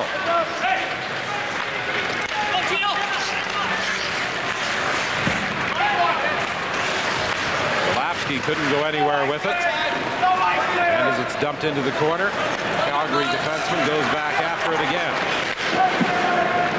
Tried to play it off the glass for Fleury, but it was beyond him, and it's another icing call against Calgary. Well, Joe Nundyk with 36 goals this year, 7-game winners. He has been a real key for the Calgary Flames, doing a lot of important things at the right time. And as a result, Don, he was the Molson Cup winner for Calgary in the 1993-94 season. 110 points. Theron Fleury had 80, and it's quite remarkable for Nundyk in view of the fact he was out of the lineup for 7 weeks. With a serious knee injury, and he came back after a tough season. He got in a bit of a fracas with the media at the end of last year after Calgary lost the first round of the playoffs. Really came back with a vengeance and showed some spirited play. And you got to do that to win the Molson Cup. Cruz has it in the corner. He's checked by Ronning, but the loose puck is picked up by Titov. Titov takes a hit from Linden as he dumps it into the Vancouver zone. Otto steps into Merzen, but Merzen manages to clear. It's fired back in by McInnes. Merzen has it again. Corluning. Otto stepped into Merzen. Titov and Otto come in across the line, but it's offside. Called against Calgary, and Musil and Ronnie had bumped in the neutral zone after the whistle, and then Musil and Linden have an exchange, and then Portnoy bumps into Musil. A little bit of play-by-play after the whistle went. Now when you start to put all the gear on a player, it adds an extra 10 or 15 pounds, a little bit of water, and it adds another 3 or 4. Merzen and Otto then would combine for about a quarter of a ton. Joel Otto goes to put some good body on Dana Merzen, but Merzen is very, very solid, not unlike Babbage. And if you're going to hit this guy, you got to surprise him in some way. I'm not saying hit him when he's not looking, but find a half a step so that when he thinks you're going to hit him, you don't. And when he isn't braced, you catch him. Otherwise, you're going to go down just like Joel Otto did. Emotions between these two teams ran very high during 7 regular season meetings. Calgary with the edge, 4-2-1. And obviously, those same feelings are continuing in the postseason. Now here is a great trick. Tim Hunter is completely innocent here. Paul Cruz, you'll see, will exchange his stick. Hunter and Cruz right at the face-off, Don. And Hunter's doing all he can here not to smile. I can guarantee you. Cruz thinks it's kind of funny, too. Watch Hunter, his right foot. Watch him step on Cruz's stick. Right there. Now, you can't see it because I think Leon Stickle is right in the way. And Hunter here is saying, no, it wasn't me. Now, if Hunter times that just a second better, the puck will drop. There's the evidence right there. He won't be able to refute that, although he is a great arguer. If Hunter times that a little bit better, the puck drops. And Cruz now has got a broken stick and has to go and get it changed. Babbage being watched by McCarthy. Moves it ahead for Diddick.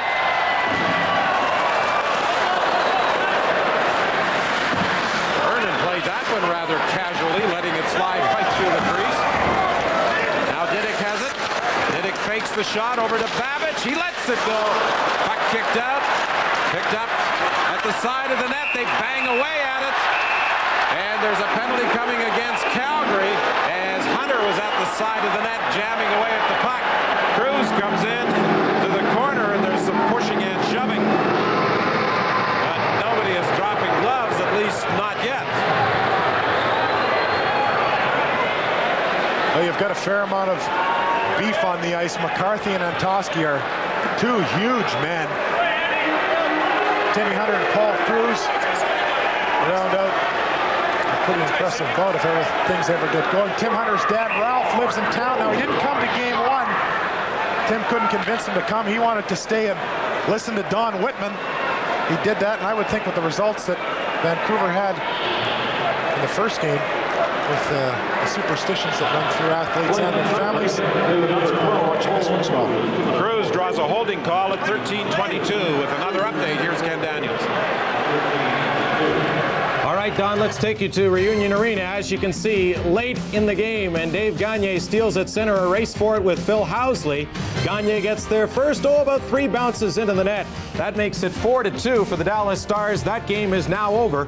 51 shots the Stars put on Joseph. A final score as Dallas evens up, or Dallas leads their series with St. Louis now 2-0. Elsewhere, Detroit has tied up their series with San Jose, heading to San Jose for the next 3 as Detroit wins 4-0, and the Leafs in overtime beat Chicago 1-0. Back up to Don. Power play for the Vancouver Canucks with 6:38 remaining in the second period. 5-2, the Flames lead. Brown, the lone man, back at the point. They get the puck to him, but he had problems controlling it. Linden with some good work keeps it in. Ronning scores as he was in front of Vernon, and on Linden's shot, he was able to grab it and showed some patience again to put it past Mike Vernon. It's 5-3. You want to see hand-eye coordination and great skill. Watch little Cliffy Ronning here. He deflects the puck and isn't in a rush to get it here. Calgary doesn't clear. Watch this deflection. Enough to take it over.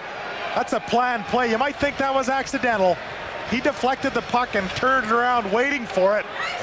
Passed it to himself. What a great goal by Ronning.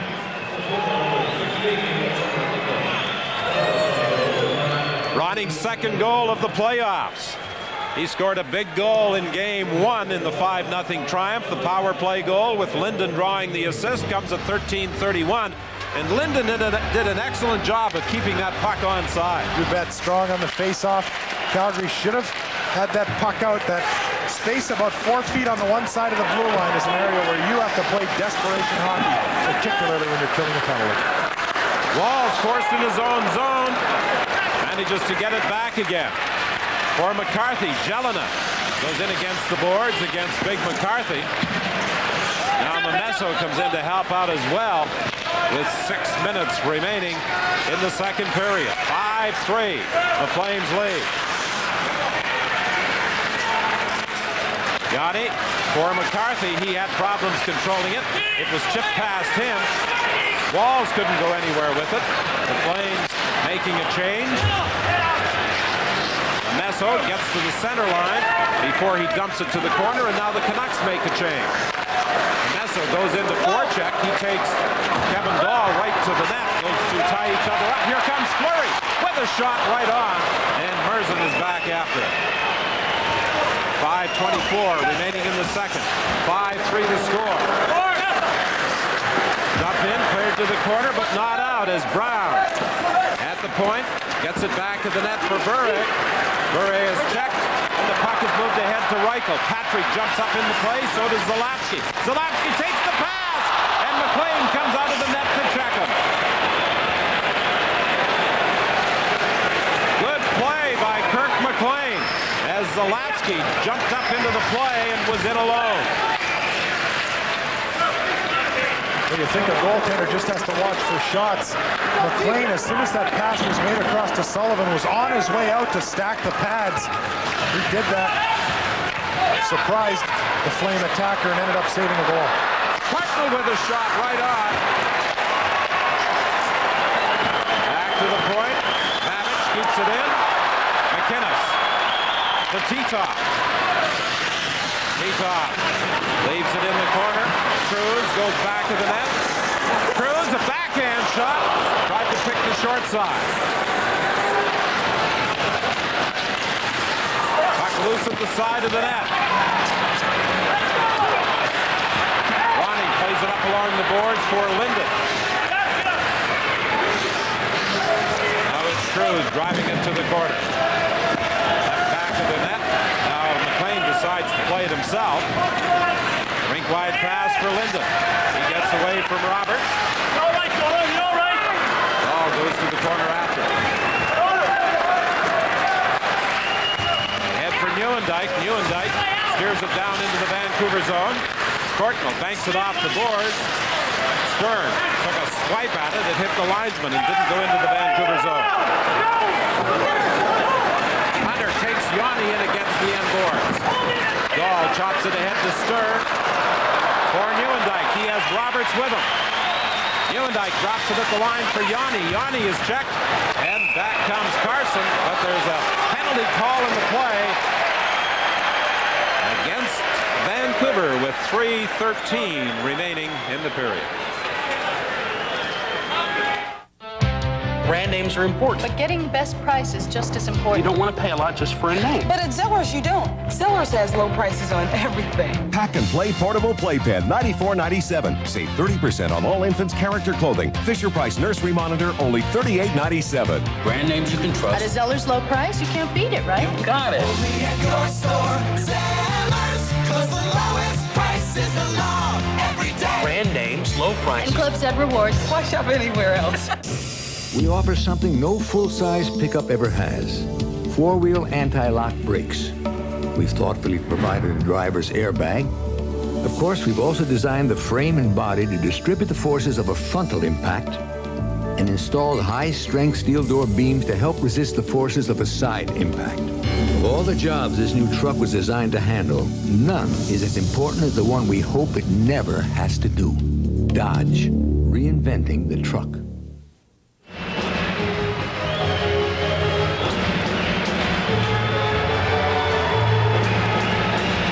Sean Antoski gets a pair for hooking. The Flames get another power play.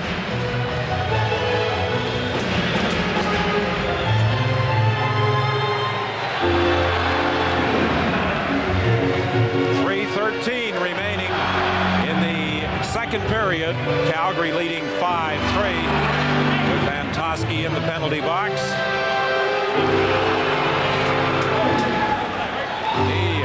In his first playoff game has not seen a lot of action, only a couple of shifts in this second period after not getting on the ice in the first period.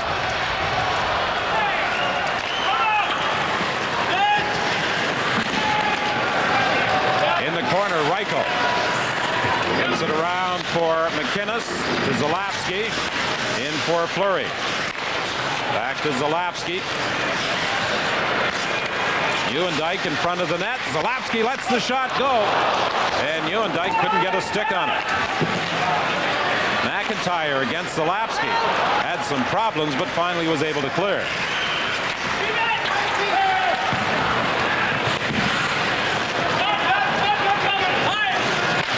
Babbage dumps it out of the zone. 1:18 remaining in the Antoski penalty. Fleury in across the line. Again, Nieuwendyk goes for the front of the net. Fleury is checked behind the goal by Babbage. Out front. Reichel tried to slip it through. They score. The puck came loose, and Fleury was able to bang it in. Well, Calgary gets a break here. Reichel makes a great play. He doesn't jam the puck back into the traffic. He waits and waits, and although Reichel does not get the goal, he's the reason Fleury has this opportunity. A bit of a tough bounce here as Diddick tries to whack it out. Look at Reichel, holds onto it, holds onto it. Fleury comes into Reichel's vacuum and has a whole pile of net to shoot at. The third power play goal of the game for the Flames, and they lead it by a score of 6-3. Calgary on a fair number of occasions this year have not allowed more than 3 goals. In fact, 53 of 84 regular season games. So Vancouver getting 3 tonight and 5 a couple of nights ago have done a good job in scoring goals. The focus now, though, is to stop the Flames from continuing with their onslaught. Hedican again pinching in from the point. Meso tried to whip it around the boards for Bure. It's knocked down the ice, and Hedican has to retreat. He's being pressured there by Titov. Titov is knocked down. Fans reacting, thinking there would be a penalty call in the play, but it's an offside call against the Calgary Flames. Hedican even took a look at referee Kerry Fraser to see if he had been called on a penalty. Well, Kerry Fraser has called a lot of penalties tonight. I think 21 so far. Now, he would have called this ordinarily. Hedican was already saying, hey, it was an accident. And I guess Fraser bought it. One thing, though, Fraser has been consistent so far. Kissio grabs the big rebound, and his shot is gloved and held by Kirk McLean. And it's so important to recognize how an official is going to call a game. It's tough when he starts one way and then changes. But as I said, Fraser has been consistent. He's called the interference penalties, the hooking penalties, penalties that have involved goaltenders. Gary Roberts has had the brunt of that, and he's done that right from the drop of the puck. So whether you've liked or disliked the job that Fraser has done tonight, the one area you can be comfortable with is he's done exactly the same thing from the puck drop till 1 minute and 38 seconds remaining in the second period. Calgary outshot Vancouver 31-28 in game 1, but couldn't beat Kirk McLean. Tonight they've fired 29 shots at the Vancouver goaltender and managed to put 6 past him.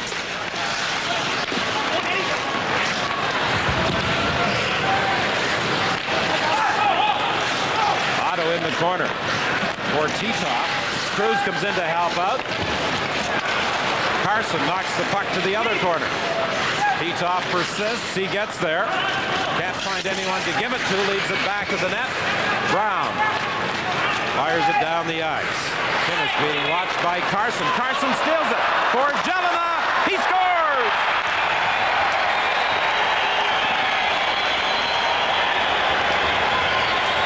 Well, every time when it looks as though the Flames might be in control, Vancouver comes right back. But we talked in the first game about finding an edge. Here's an edge. And there's been a few of them where Vancouver has found a way to come back. A miscue and a perfect pass from Carson to Jelena. Jelena with some good speed, finds nobody in front of him, and as much as Russo makes a great effort to come back, Jelena finds a hole. Now, Jelena playing with a couple of pretty impressive players, Adam Graves and Joe Murphy, was a big part of the success that the Oilers used in 1990 to win a Stanley Cup. And he doesn't look like he's lost his stride. Certainly he's been with a few teams since that time, but he can really skate, and Pat Quinn has put some confidence in him. He's been rewarded with that tonight. All 3 members of that 1990 team that you referred to are trying to win a Stanley Cup this year with different teams. Jelena from Carson at 1854. 6-4 the score. Otto gets it. His shot is blocked. Big Merzen having problems with Roberts. Leaves it back to the net for Lume. Lume feathers it ahead to Ronning. Ronning, rink-wide pass for Courtnall. Courtnall goes in deep for Merzen. Merzen couldn't get a backhand shot away as he was checked from behind by Zalapsky.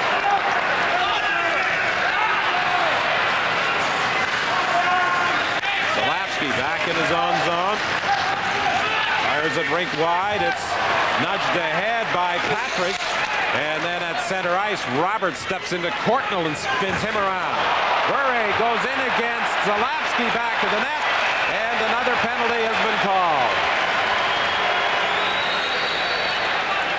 Well, Bure has attempted to make contact a couple of different times.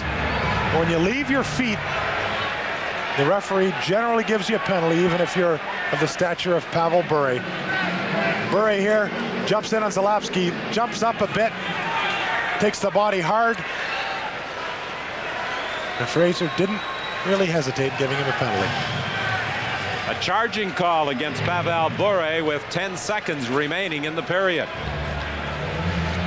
Undercharging, if you ever want to flip to the rule book, Rule 47 reads that a minor or major penalty shall be imposed on a player who runs, and that's the 3 steps that generally is read into the charging penalty, or jumps into an opponent. Bure jumped a bit, and now he jumps to the penalty box for 2 minutes. Pat Quinn was talking about how he stressed discipline to his team prior to Game 1. In tonight's hockey game, there have been some undisciplined penalties taken by the Canucks. A little bit. I was so impressed with Vancouver's discipline in the first game.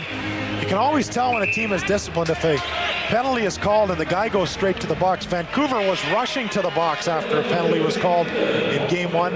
Didn't discuss it with the referee, simply went to the box and served their penance, and didn't have any retaliatory penalties. Tonight, there's been a couple that haven't been of a great nature, and there's been some chatter as well that has taken some of the focus away from Vancouver's game. Now the Calgary Flames, leading by 2, will start the third period with 1:50 remaining in the penalty to Bure, so it's a good way for Calgary to start the third on the power play. Well, Vancouver had a great opportunity after the goal by Jelena. Had Bure not taken this penalty, they would have at the very worst gone in 5-on-5. Now they have to kill a penalty before they start to come back from this 2-goal lead. They've done it, Don, as you mentioned, a number of times tonight, and with the edge that they seem to have been finding, it wouldn't surprise me to see this game get closer before the third period is over. 20 minutes remaining in Game 2 here at the Saddle Dome, and as the Calgary Flames head to the dressing room, they hold a 2-goal advantage, leading 6-4. Let's go down to our intermission studio and join Ken Daniels. All right, Don, and coming up, we'll have a post-game report from Maple Leaf Gardens where the Leafs beat the Hawks in overtime. We'll also look at the other 2 games complete tonight, San Jose and Detroit, and St. Louis and Dallas. Our score after 40 minutes of play, the Calgary Flames 6, the Vancouver Canucks 4.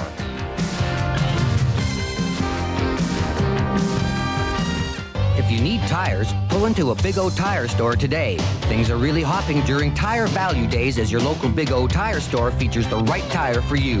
Presenting the Pirelli P4000 Super Touring, an all-season high-performance radial ingeniously engineered to deliver a ride that's noticeably quieter and more comfortable. The Pirelli P4000 Super Touring, an all-season tire offering you great value.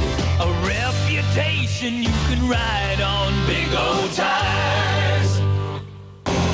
In an increasingly complex world, we cut through the clutter. CBC News World. Immediate. Accessible. First. Find this symbol in your TV listings and stick with it. CBC News World. Canada's news and information network, 24 hours a day. We go the distance to bring you a Canadian view of the world. CBC News World. News on the hour. Information around the clock. Theodore, he's a tugboat and a friendly tugboat too. A friendly tugboat too. Pushing and a pulling in the great big harbor. So many brand new things to discover. Waking with the sun, gotta get the job done. Oh, Theodore, he's a tugboat and a friendly tugboat too. Watch Theodore Tugboat Tuesday and Thursday mornings at 10.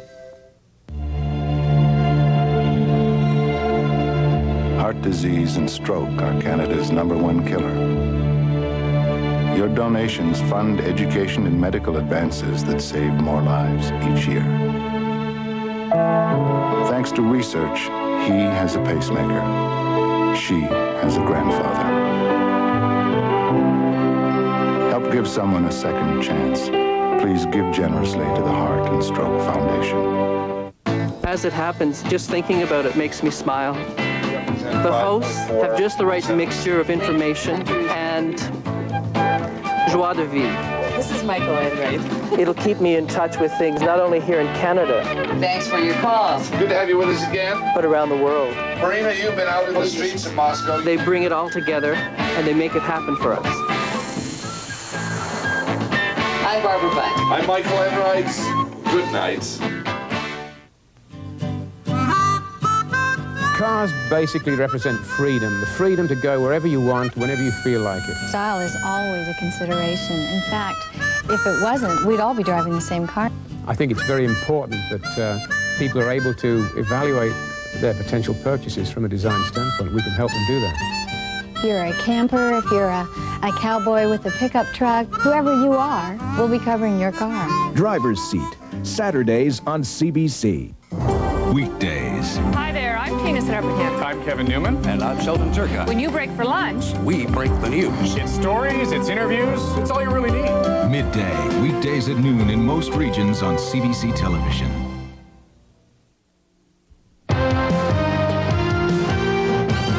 Welcome back to Calgary, where after 40 minutes of play, it's the Calgary Flames leading the Vancouver Canucks by a score of 6-4. We were hoping to have Murray Craven joining us in our intermission studio here in Calgary, but unfortunately Murray Craven had his bell rung in that second period, so he's in the dressing room. He's unable to join us, but it's been a two-period total so far of 22 penalties, and Kerry Fraser had his work cut out for him, as both teams a lot of hitting in this hockey game, and it's meant some strange plays as well. 3 power play goals for Calgary, 1 shorthanded for the Vancouver Canucks, 1 power play goal as well as 1 shorthanded goal. It's been a seesaw battle throughout, with Calgary opening up a 4-1 lead at one point, but just when Calgary seems to be well in control, the Vancouver Canucks seem to come back, and right now it's 6-4, still a very close hockey game after 40 minutes of play. And still to come during our second period intermission, we'll update the other games that have taken place tonight, including heading to Toronto for a post-game report from the Leafs and the Hawks. At its finest hour, we do it the Canadian way with Canadian journalists. And that's what makes prime time unique in television. Peter Mansbridge, Pamela Wallin, CBC Primetime News. If your favorite TV show has been shut out by the hockey playoffs, you can still score. Ici passe Canada. With the Royal Canadian Air Farce, where it's always been on CBC Radio, Sunday afternoons. If you thought Lillehammer was great, just wait till August when the Commonwealth Games come to Victoria, BC. Hi, I'm Lynn Williams, host of On Your Mark. Join us as the preparations unfold, Sunday mornings at 11:30. Saturday. Hi, I'm Paul Hunter. Join me for Saturday Report, a fast, comprehensive newscast with stories that are important to you. Saturday Report at 11 on CBC television. When it comes to muffler replacement, some muffler shops seem to have low prices. So how come they can charge you more than they advertise? Good question. That's why at GM Goodwrench Service Plus, the price on the ground is the price on the hoist. A complete Goodwrench exhaust system starts from this low price and includes a muffler guaranteed for as long as you own your vehicle. Plus tailpipe, clamps, and labor. Expert service, honest prices. That's GM Goodwrench Service Plus. Oh, my goodness, that's my little brother. He couldn't be more than 2 there. And you know, I think this is the only time I've ever seen him push a lawnmower. That's me. And to think I listed his house last week. I guess I'm still his big sister. I wonder who's going to cut the lawn at his new place.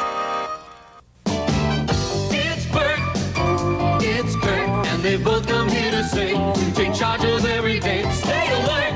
Hi, I'm Gert, and this is my brother Bert. Hi, we're here to help you stay alert and stay safe. Yeah, so follow along.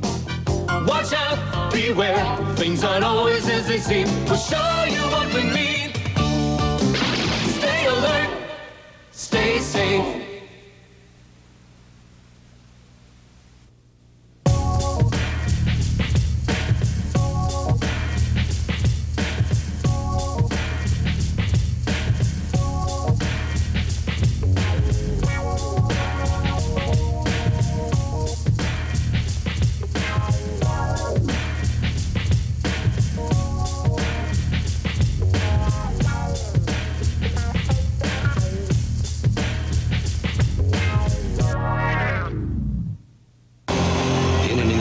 complex world, we cut through the clutter. CBC News World. Immediate. Accessible. First. Find this symbol in your TV listings and stick with it. CBC News World. Canada's news and information network, 24 hours a day. We go the distance to bring you a Canadian view of the world. CBC News World. News on the hour. Information around the clock.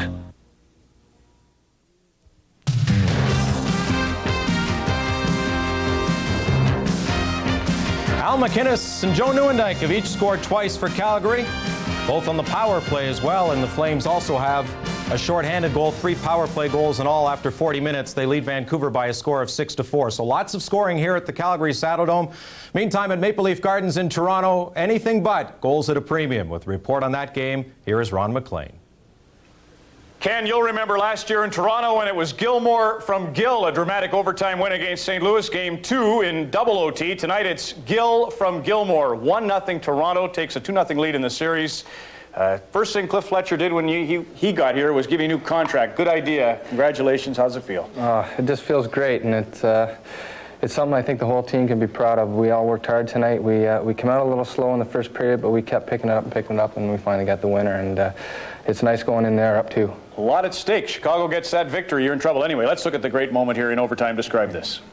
Well, I just had the beaver tail going because Roy had it, and he just slayed it over nicely, and I just shot at the net because I knew Wendell was he's always in front of the net, and I think Belfour was more worried about Wendell than he was me, and I got lucky and it went through his pads. There was a little moment of hesitation for the celebration. They looked like they might go to a review, but as you can see, clearly a legal goal, and there's the embrace. The other thing, Todd, we should talk about, great defensive effort with you a part of that Big Six, but how about Felix, the Cat's second career playoff shutout?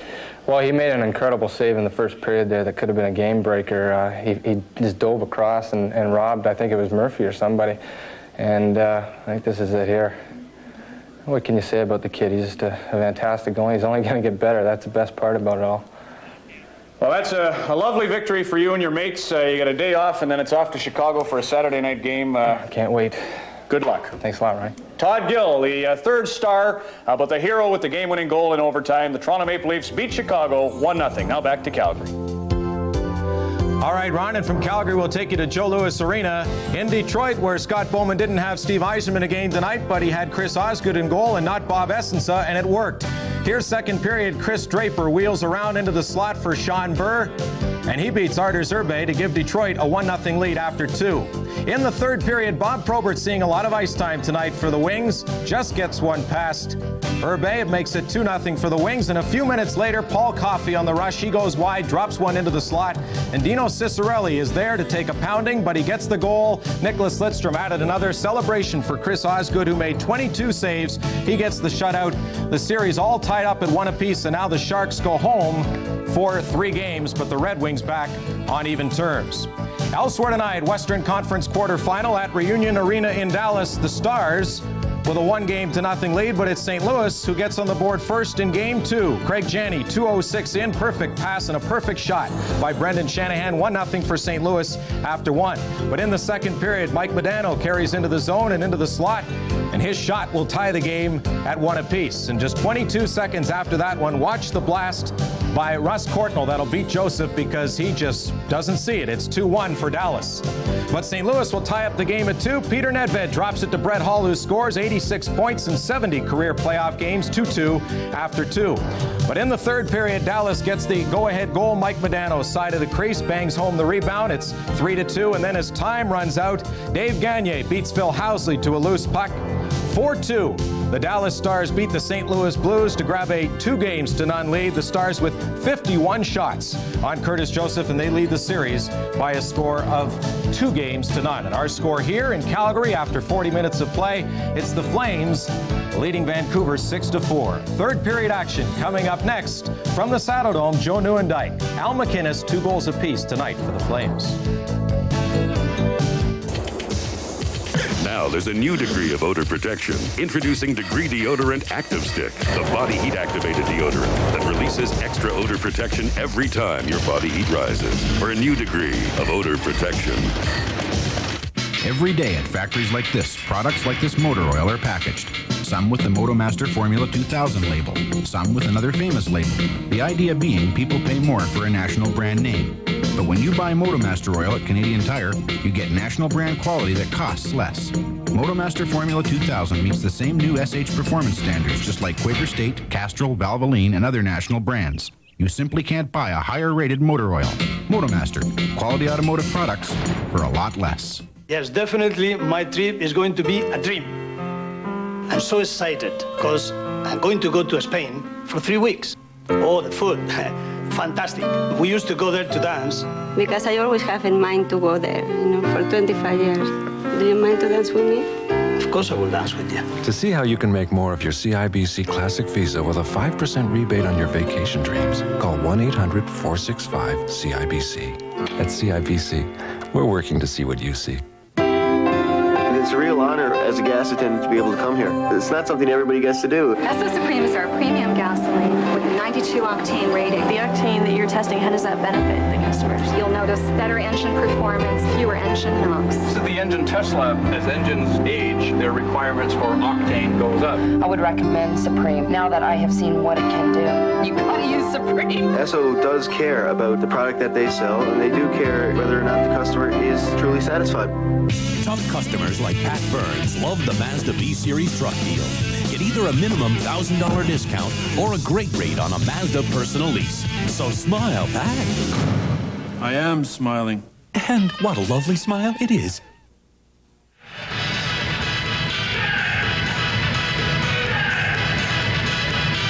Welcome back to the Saddle Dome in Calgary. The Flames take a 2-goal lead into the third period.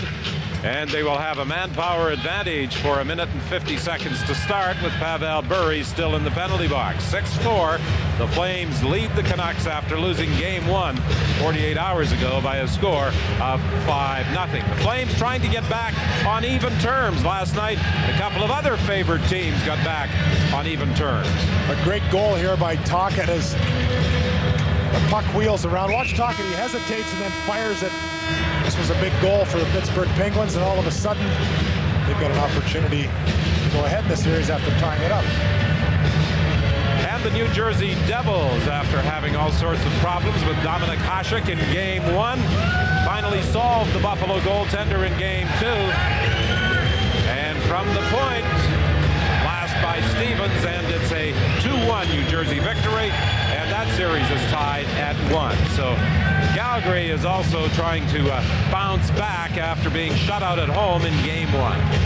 Half of the favorites lost the home opener. A couple of them are tied up now. I guess you could argue Chicago-Toronto, Mike. I suppose you'd have to make Toronto the favorite then.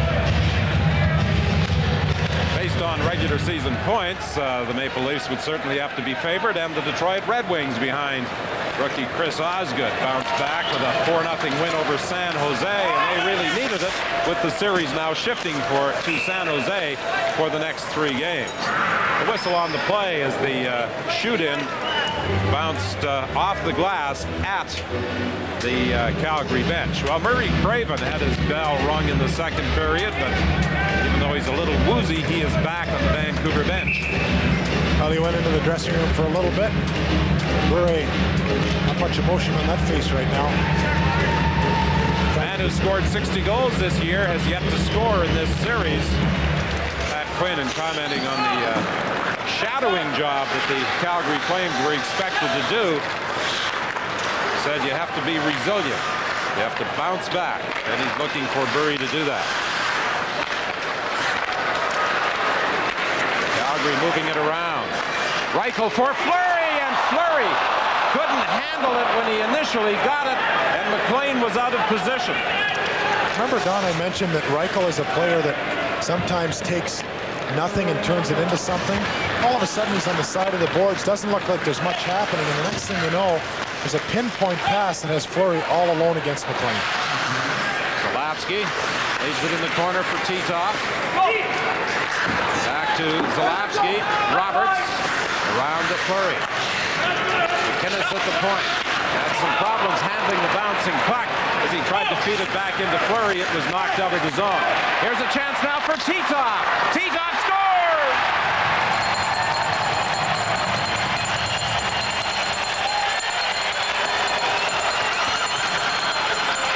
Well, Jeff Brown earlier made a great play to intercept the puck and get it out, and Calgary with a super counter game turns it around. McGinnis with a perfect pass to Roberts, and Roberts switches things up. You notice Titov gets that left leg out. Yakushev used to do the same thing. Look at the left leg go out, kicks the stick out of the way, so the sweep check is not successful, and with a great reach, puts his first playoff goal as Kirk McLean. Al McInnes and Roberts draw the assists, and what a big night this has been for Al McInnes. 2 goals and 3 assists. Well, a perfect pass to Roberts. Roberts has been the real catalyst for the Calgary Flames tonight. I haven't looked at the score sheet or kept much track, but if you watch this game closely, even if you haven't watched it closely, you recognize that Gary Roberts is the guy that set the tone in this hockey game. Pat Quinn was saying that Calgary had success during the regular season on the power play. 4 goals with the man advantage tonight for Calgary and moving into a 7-4 lead. Shot from the point by Babbage, and that was directed just wide of Mike Vernon. And there goes Vancouver again. Every time you think they're out, they find a way to get back in. They continue to look for that edge. Jelena's shot goes off a leg at the side of the net. Babbage, who went driving in, tried to jam it. Puck loose in front of the goal, and Fleury starts away. His rink-wide pass bounces off a skate, then Jelena runs into him, but Jelena is the one who goes down.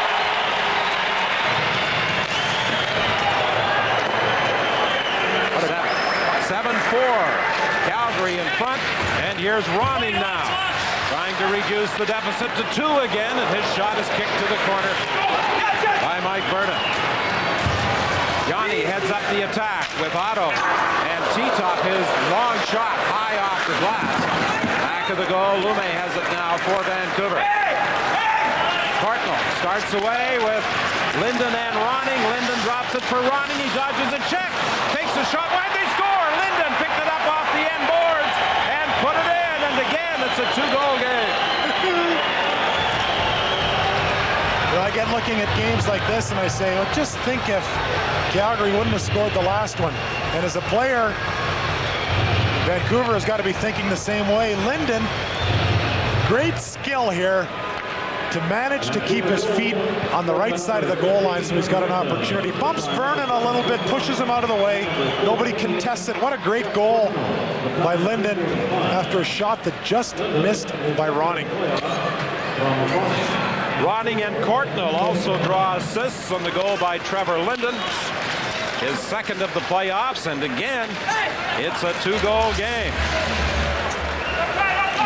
As I said earlier, every time it looks as though the Flames might have control, the Vancouver Canucks show some resiliency, bouncing back, and here they come again. Antosky in across the line, tied up by Kissio. The puck is loose. Dahl has it. Antosky bumps him. Brown drives it in. McCarthy picks it up along the boards. McCarthy knocks it out to center ice. Antosky tried to step into Walls, and it was Antosky who went down. On 4 separate occasions now, we've had a goal by one team and then a reversal and a goal by the other. If Vancouver can find a way to do that one more time without giving Calgary the first goal, they've got an opportunity to make this game very, very interesting in the last few minutes. Introducing a cereal from Kellogg's.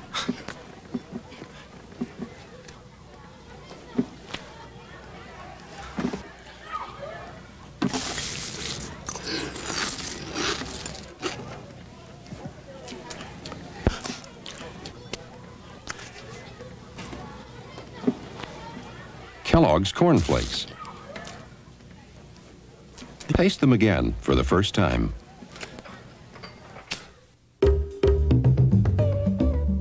Imagine a vehicle that adapts to every situation, that adapts to every person, that answers every need. A vehicle that even adapts to the real world. The new Lumina van. It looks different because it is different. Mike Vernon has not had an overly busy game tonight. This is his 76th playoff game in the National Hockey League Stanley Cup. Kirk McLean, on the other hand, 34 games, not quite as many as Vernon, and hasn't had the same amount of success. But you never know. Funny, both of these games, I'm sure, are different than what anybody would have expected. The first game, Calgary doesn't score. Vancouver gets a pile. This one now, a lot more scoring than you would have expected. And even if the Flames were to win, there will be some concern about allowing Vancouver so many. Vancouver will be looking at the game in a similar light. Here comes Craven with Jelena. Babic racing for the net. Jelena was checked, and as he tried to go rink wide, it bounced away from Didick. Now Zalapsky winds up his shot right on, and with Reichel driving for the net, McLean has to hold the puck. We talked earlier about Game 2 of a playoff series in the first round for the Calgary Flames and how they bounced back. They've been scoring goals in Game 2. 9-4 last year against the Los Angeles Kings in 1990. They lost the first game 5-3 to Los Angeles in the semifinal, won the second game 8-5. So it seems they load up their shooting irons in Game 2 of a playoff series. Well, when they win Game 2, they're 6-3. Part of that is a guy like Al McGinnis. Look at the ice time that he's logged, 19 minutes. Bure, pretty consistent, 8 minutes one period, almost 9 the next. Theoren Fleury was 7 minutes and 33 seconds in the first period. Dave King mentioned this morning that he likes to get at least 7 minutes a period to Fleury. If he doesn't get that, he finds that Fleury's not near as effective. Puck loose in front of the net. They scramble. Titov couldn't get a shot away. And a penalty call is made. Ronning was knocked down back of the net.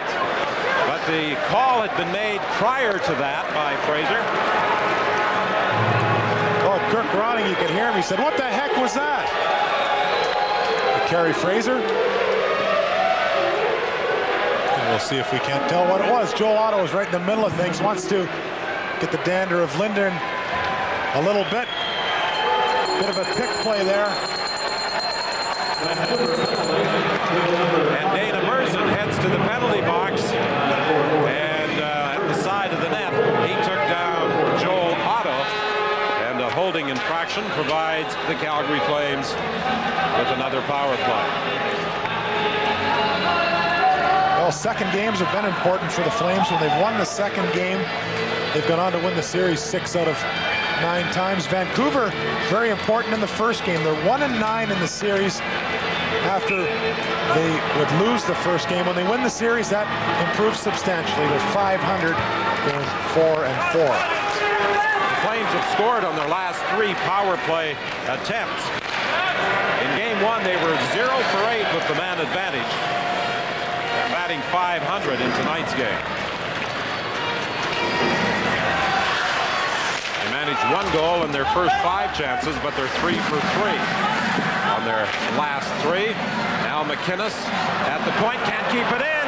Here's McIntyre racing down the left side. Can't get away from Zalapsky.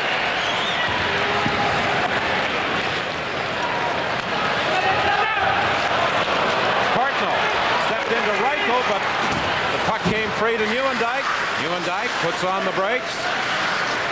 Back to the line, McInnes over to Zalapsky, into Fleury. It bounced away from him. Nieuwendyk gets it back to the goal. Fleury looking for someone, goes to McInnes. He tried to get back to Fleury, and McIntyre fires at the length of the ice.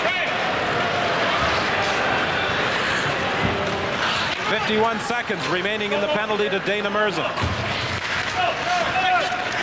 Patrick had his shoot in, go off a Vancouver skate. Roberts being watched by Linden. It comes back to the line. Yanni's shot is blocked by Linden. Yanni goes into the corner for Walls. Walls taken in against the boards by Brown. And now Linden will get an opportunity to bring it out of the zone to Courtnall. Courtnall, a long shot. Vernon handles that. Linden races in after it. Almost took it away from him. Linden has it again for Bure. Quick shot just wide. Vernon grabs the puck at the side of the net. Bure the series. Initially, the first goal on Monday night was credited to him, but further review showed that Corkle's centering pass actually went in off a leg. Dahl with a shot wide as Merzen is out of the penalty box, and the Canucks are back at full strength. Well, 13 and a half minutes remaining in the third period. Vancouver's down by a couple. You have to forget the fact that you've allowed 7 and start to mount some consistent pressure against Calgary. Cruz chops it along the boards, too far for Kissio. Merzen now flips it to the line. Vernon comes way out of his net to play it to the other side for Dahl. Dahl takes a hit from Jelena against the end boards. Jelena has been playing a very physical game every time he's been on the ice, stepping into anybody and everybody. 13:01 remains in the third. To discover the real difference between the world's 2 leading soft drinks, we're implementing an anthropological study. Chimp A will be allowed nothing but Coke. Chimp B, nothing but Pepsi. The results are astounding. The chimp that drank Coke showed improvement in motor skills. The chimp that drank Pepsi, however, disappeared. Hello? It's him!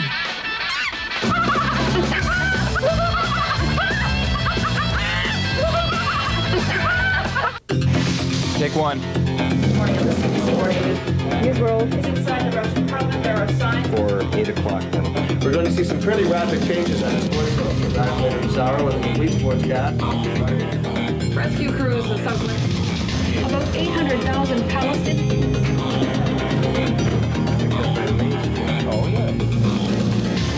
Live, up to the minute, CBC Morning News. Weekdays on most of these CBC stations. Al McInnes, with a new playoff record, 5 points in 1 game, beats Kent Nielsen. Kent got 4 points in a game in the Chicago series in 1981. That was when the first series was 2 out of 3. Calgary went on to go past the first round for the first time in the franchise history that year and ended up getting beaten by Minnesota in the semifinals.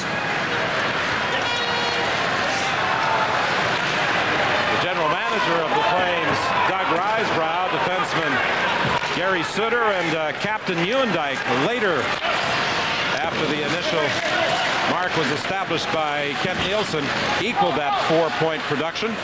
But the new standard has been set tonight by Al McInnes. 2 goals and 3 assists. Hedican gets it over to Jeff Brown. Brown had to wait as Burry was in deep. Here's a chance now for Jelena. Quick shot, and that's kicked to the corner.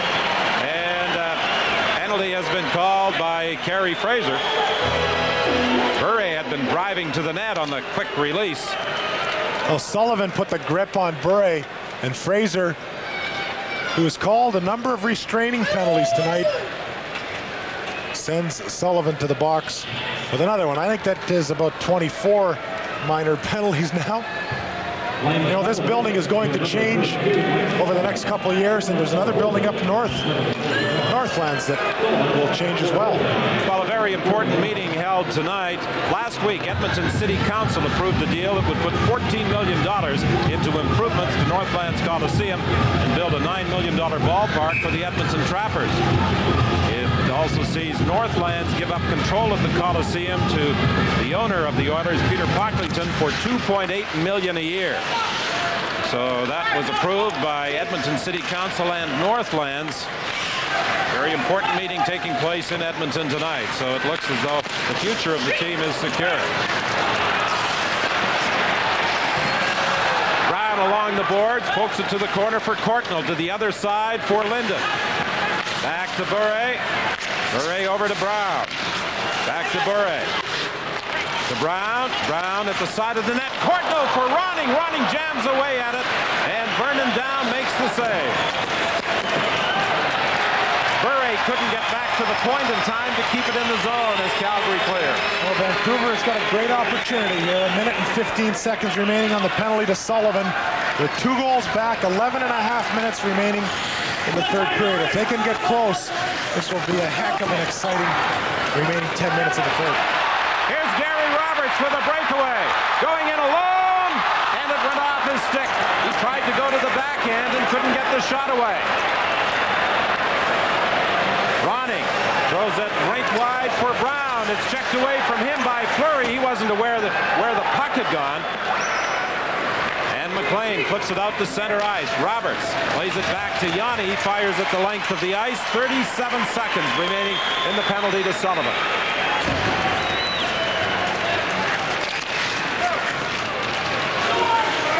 Jelena races for the dump in against Patrick. Comes around the boards to Bure. Bure throws it into the corner for Jelena. Jelena tried to go to the other side, and in attempting to clear, the Flames put it over the glass and out of play. Gary Roberts has been a real inspiration to his team tonight. You see the collar around his neck. I think that's in part responsible for the fact he didn't get a shot on this breakaway. He's very, very sore up top. Watch as the puck rolls. That was the first problem. The second one, when he goes to his backhand, he lifts up a little bit. And the puck rolls off. Now, to protect his injury and the whiplash that he has these special shoulder pads with a collar on it. You'll notice Adams, the make of the collar. Greg Adams started this off as Roberts went into the net as a result of Adams with a great defensive play. This stops his neck from moving a little bit, reduces the chances of the whiplash getting worse, and takes away a bit of the pain. Carson looks towards the net, lets the shot go. It's blocked. He gets it again. Another shot is blocked, and it's brought out by Titov as Sullivan comes out of the penalty box. Babbage starts back for Craven. 18,318 watching the action tonight at the Saddle Dome for the second consecutive playoff game. The building not sold out, as a matter of fact, for game one. 17,000 and change, the smallest crowd of the season in Calgary. Loose puck at the side of the net. Ronnie Stern took a swipe at it, and McLean protected the short side. Diddick for Momesso. Nieuwendyk is after him. Nieuwendyk managed to take it away from Momesso. Flipped into the zone, and Merzen gets it back to Momesso. Momesso can't go anywhere with it.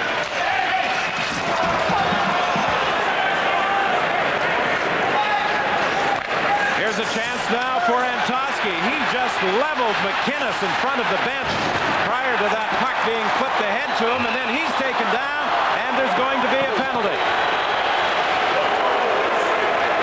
Brent Yanni took Antoski down back to the net, but prior to that, he hammered McInnes in front of the Calgary bench. 9:14 is the time remaining. Vancouver will have a power play when we come back.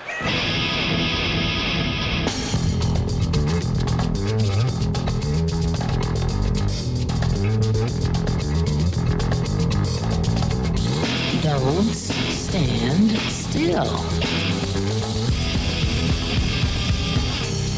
Go.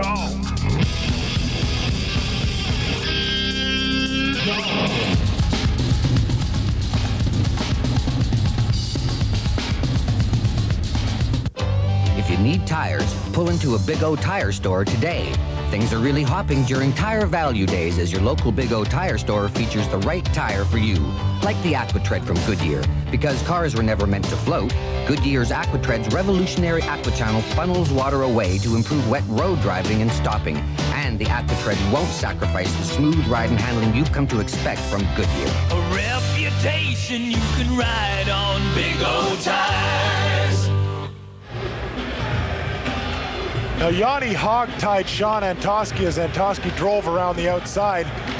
And this was a bit in retaliation for Antoski running over McInnes. You're not going to see the hit here because McInnes shoots the puck. And remember, we talked about in the first and second period about following through on checks. You got to make sure you're watching that. Antoski ran right over Al McInnes. McInnes had to get the puck in, but perhaps was not aware that Antoski was coming, and he really steamrolled him. And Antoski at 6'4", 235 pounds, can run over people. And he's very fast too, Don. In fact, a skating contest in a straight line that the Canucks had, Antoski beat Bure. Now, he can't necessarily put all that together and go around cones or players just as quickly as Bure, but in a straight line, boy, he has got some wheels. Here's T-Top. Long shot. Left at the side of the net for Bure. He feeds Courtnall. Courtnall went the other way. That fooled Ronning as he had to hold up at the line. And it's dumped down the ice by the Flames. Vancouver's had a couple of great chances now. This is the second consecutive penalty that the Flames have had. Sullivan had one a little bit earlier that his team killed off. Vancouver with a great opportunity to cut this 2-goal margin to 1. 8:17 remaining in the third period. Goal here by Vancouver, and it would certainly make for a dramatic finish. Bure has it. Bure is checked by Roberts. Roberts trying to get away. He does. And his shot goes wide, and again he runs into McLean, and there's going to be a penalty. This will be the third goaltending interference call against Gary Roberts in tonight's hockey game. Well, Dave King is livid.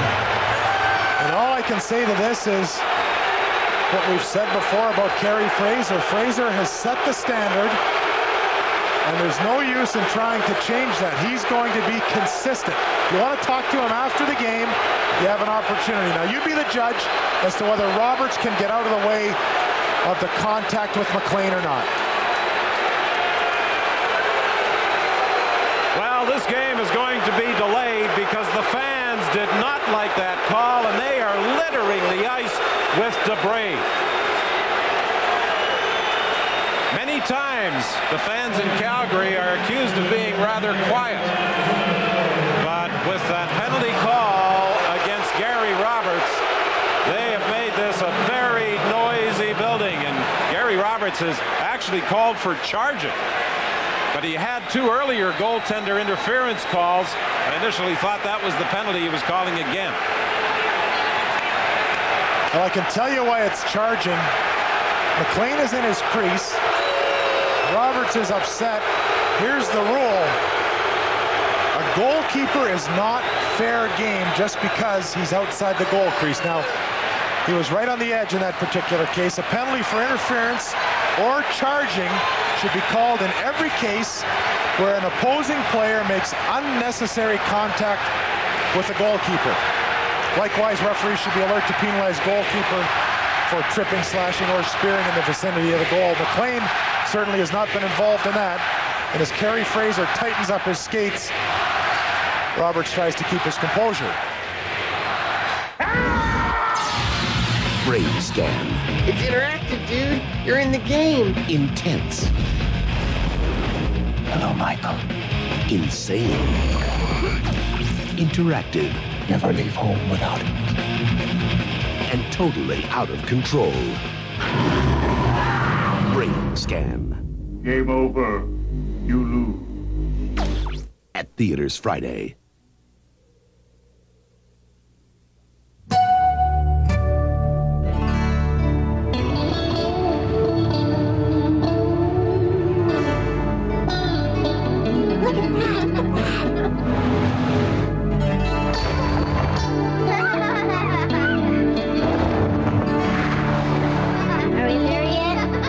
GMC Sierra.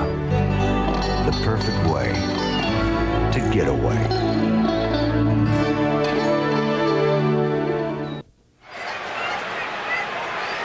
Welcome back to the Saddle Dome in Calgary, where the maintenance staff is removing litter from the ice, and when all that litter was raining down on the ice, Mike Vernon decided the safest spot was right in the net. Well, and he's being rather wise about it. Even when guys are your own pals or your own fans, they might not be so accurate. Vernon getting a little bit of protection. Boy, Roberts has been absolutely unbelievable in the effort that he has given tonight. I suppose I could argue one side or the other as to whether Carey Fraser is right or wrong in making these calls, but the fact remains that he set the standard at the start of the game, and you might as well recognize that he's going to stick to his guns for the full 60 minutes. He's made 26 minor penalty calls tonight. The executive producer of Molson Hockey Night in Canada on CBC is Ron Harrison. Tonight's game from the Olympic Saddle Dome was produced by Larry Isaac. Our director here in Calgary is Ron Forsythe. Calling the replays for this series is ISO director Don Moss. And a special thanks to all the other production and technical personnel who helped make this telecast possible. As well, the head of Network Television Sports is Alan Clark, and CBC's senior executive producer is Doug Sellers. Well, from the 1989 series, there's a half a dozen players in the Calgary Flames that participated in that contest. Vernon, McInnes, Fleury, Roberts, Nieuwendyk, and Otto. On the other hand, the Vancouver Canucks have made a few more changes. McLean, Linden, and Adams. Of course, Adams not in the lineup tonight. We talk about injuries, of course, and guys that can't play because of injuries, but you also got to keep track of the guys that are bumped and bruised. Gary Roberts is one that fits into that category in a big way. Adams not in the lineup, as we mentioned. McIntyre got hurt the last game, and not much has been said about it, but he got checked over by the bench, rubbed his knee the wrong way. And Timmy Hunter also was hurt. Don, we had a chat with him this morning, and we said, how is everybody? Are you healthy? And he said, no, I'm hurt. We said, what's wrong? And he put his finger right on the end of his chin and said, here, this little scrape here. This is where Fleury got me with the butt end.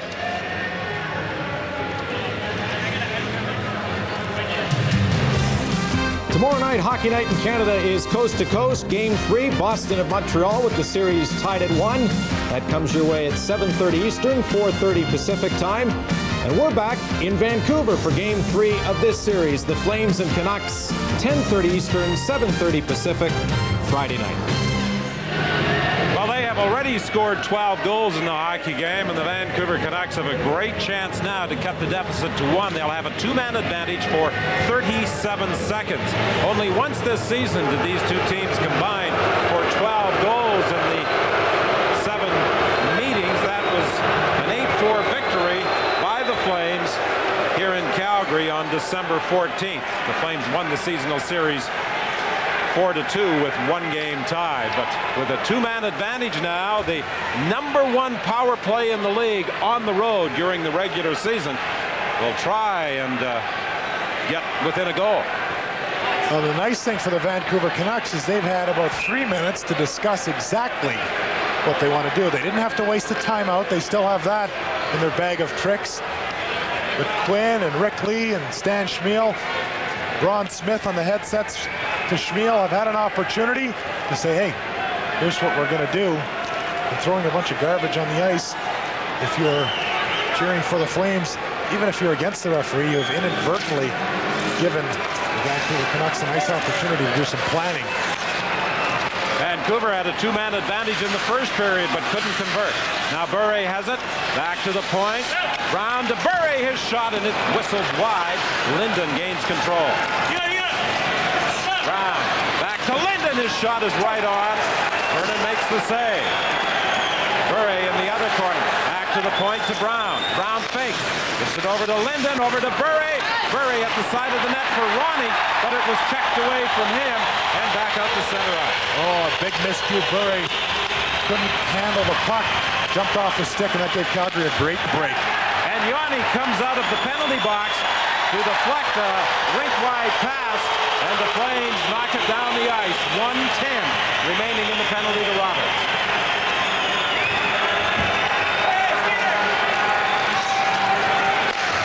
Brown opts to drive it in. Now McInnes gets back first, and he's able to clear. Bure at the point tried to keep it onside, but he brought it back in offside. Oh, Bure with back-to-back 60-goal seasons, and in doing that, he's joined some very, very exclusive company. Just run down the list, and if you've ever played hockey or thought of playing hockey or just watched it, how would you like to have your name mentioned in the same breath as these characters? Speaking about the gentlemen who have put together back-to-back 60-goal seasons, Steve Yzerman, again tonight, was not in the lineup of the Detroit Red Wings.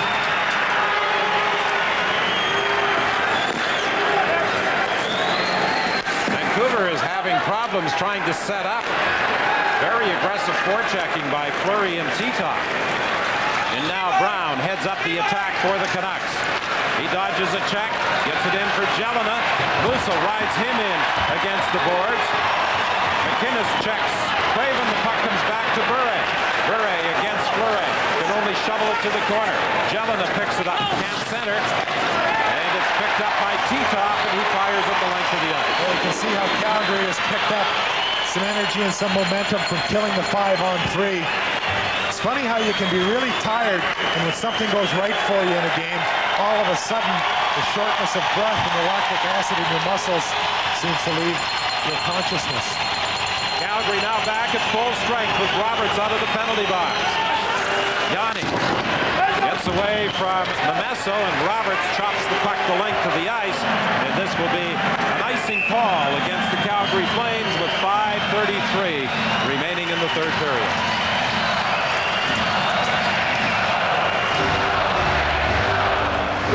We want to make it perfectly clear. You'll find guaranteed low prices at your Canadian Tire store every day. If you find a better price anywhere, we'll match it. Guaranteed. Dave King has to be very pleased with his penalty killing tonight. Vancouver on the power play scored 1 goal and 9 chances. They managed a total of 6 shots on goal while holding the man advantage, and on the last 2 power plays failed to register a shot. Well, King didn't have much of a compliment for his squad in Game 1. When asked how he would rate their effort and their performance, he said, both were the same, about a 5 or a 6. And if you're going to win in the playoffs, that number has to be at least an 8. Vancouver was a 9, and that's why there was a 5-goal difference. 33-27, the edge in shots on goal for the Calgary Flames. Gary Roberts right in the middle of things, and although he hasn't filled his hat from a point of view, he has certainly been one of the 2 or 3 best Flames on the ice. He and Nieuwendyk and McInnes have really led this hockey club this evening. Lots of solid players for Vancouver as well. Jellin has had a good game. Brown has been solid. Ronnie and Courtnall and Trevor Linden have been very good as well. McInnes with a club record 5 points tonight. Gives it to Musso. Go! Ahead to Roberts. Long shoot in is blocked. McIntyre runs into McInnes, takes a couple of swipes at him. Here's Nieuwendyk picking up the puck, throws it out front. Roberts couldn't get a shot away.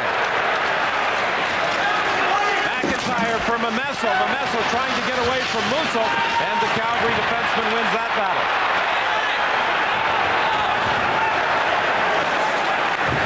Lume for Merzen. Merzen is bumped by Otto. Those two have had something going almost all night. Here comes Lume, and another whistle and another penalty call. And Lume, a little upset with it all, bounces the puck in the ice and then drop kicks it into the corner. Stern was knocked down by Courtnall, and that was the reason for the penalty call. Well, Stern and Courtnall had a little bit of a thing going up the ice. This game was starting to reach a fever pitch before this penalty was called. There had been some pretty good body checks and some challenges as Courtnall and Stern rough it up a little bit.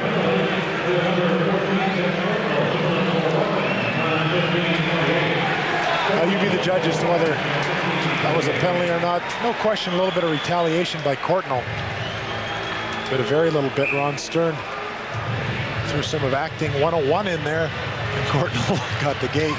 Now, you know how many penalties there were in the first period after Ronnie Stern had a chance to talk with Ken Daniels. He didn't even have to use the Hockey Night in Canada towel.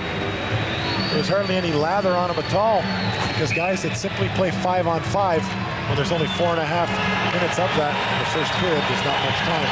A huge difference from Game 1 as far as production. Not a whole lot of shots, only 1 on average per power play, but when you can score 4 power play goals, who cares whether you've got 1 shot or 100? The Flames had 0 success in 8 opportunities 2 nights ago. Craven brought it in across the line. Bure was desperately trying to straddle the blue line, but it was offside. 27 penalties in tonight's game. Not one of them a major penalty, all minors. Well, Don, we've got 4 minutes and 28 seconds remaining in the third. It wouldn't surprise me to see the game get rounded out with a couple of majors. That's what happened in Game 1. This has been a long hockey game. We're almost at 3 hours. Immediately after tonight's game, the Canucks will charter back to Vancouver. The Flames will fly to the West Coast tomorrow afternoon. Game 3 goes on Friday. Game 4 Sunday afternoon. Reichel gets it to Nieuwendyk. He tried to go cross ice for a flurry. It was blocked before it got there. Reichel for Nieuwendyk. Back to the point. Zalapski turns, fakes the shot. Gets it to Patrick. He lets it go. And that's kicked up over the glass by McLean. Now the real key for the Calgary Flames was to get back into this series and tie it up, win Game 2. When they haven't won Game 2 in the series, they're 0-5. For the Vancouver Canucks, the key for them was to come in here and get some confidence. I am fairly comfortable in saying that if Vancouver would not have had the kind of effort and success that they had in Game 1, that this series may have been very, very short. But through a tremendous defensive effort and some real disciplined play combined with excellent execution, Vancouver left Game 1 very, very confident. The regular season and the way it finished didn't give them that. Now with a bit of a crack in the door, they're much more comfortable. In this series, in all likelihood, will go a lot longer, and the winner is not simply determined by paper anymore. Well, most of the experts, or so-called experts, had picked Calgary to win this series. Some had suggested 5 games, but I think many have rethought those initial predictions. This could be similar to the 1989 battle between these two teams that went into overtime in the 7th game. Well, Don, I still maintain that it was much more important for Vancouver to have a good game 2 nights ago than it was for Calgary, and I'm also very comfortable in saying that in 99% of the areas where you evaluate hockey teams, Calgary, you can debate the degree, but Calgary is stronger in those areas. Following the game, the Molson Canadian 3-star selections with 5 points tonight. I think I can safely say Al MacInnis will be one of those 3. Well, I'm a big believer in looking at impact on a game, and Gary Roberts was a guy that really set the tone in this hockey game for the Flames. MacInnis has been absolutely outstanding as well. Nieuwendyk has had a very, very strong game, and Gary Roberts, as I mentioned, has had the most impact, even if it hasn't been on the scoreboard. The Vancouver Canucks haven't been slouches either. Linden has been strong, Ronning has been good, Courtnall's been good. Their defense haven't had the same opportunity to be involved that they did in the first game, because Calgary has changed the game plan a little bit, and there has been so many penalties. 36 seconds remaining in the penalty to Courtnall. Shot redirected at the side of the net by Linden. Brown had let it go from the point, and Vernon had to react quickly. Roberts leaves it for Reichel. Reichel for Fleury, couldn't get the shot away. Reichel looks at the side of the net. Roberts had it bounce over his stick. He gets it again. Reichel, the quarterback on this power play for Roberts. Back to Reichel. Reichel lets the shot go. It's wide. MacInnis checked by Courtnall, who comes out of the penalty box. Reichel tried to dump it in. Broken up by the Canucks, but they're having some problems getting it out of their own zone. Brown and Reichel bump in the corner. Roberts along the boards. Puck comes free, and a weak shot by Zalapski goes wide. 2:03 remaining. Here's Jelena racing after the puck, tied up by Patrick. Zalapski moves it up along the boards, but not up. Now a centering pass at the front of the net. Jelena trying to get a stick on it. Didick had come charging up into the play, and it bounced away from him. Babbage with a shot. That was redirected by Jelena. It went to the corner, and now the Flames dump it down the ice with 1:37 remaining in the period. And it's an icing call against Calgary. And Kirk McLean is looking towards Pat Quinn at the bench for some instruction. Well, I'll tell you what, Babbage and Didick really put the pressure on. Quinn has put his glasses on to have a quick look. Didick comes in a real hurry. Now Babbage is waiting at the point. The puck comes back again. I don't know what it hit. I thought that this game was 1 goal closer after the shot that is coming right here from Babbage. Babbage really drifts this. Deflected by a skate. Somehow hits a pad on Vernon. And the game stays 2 goals apart. Roberts, who really took a lot of abuse in front of the Vancouver net, in game one takes a shot from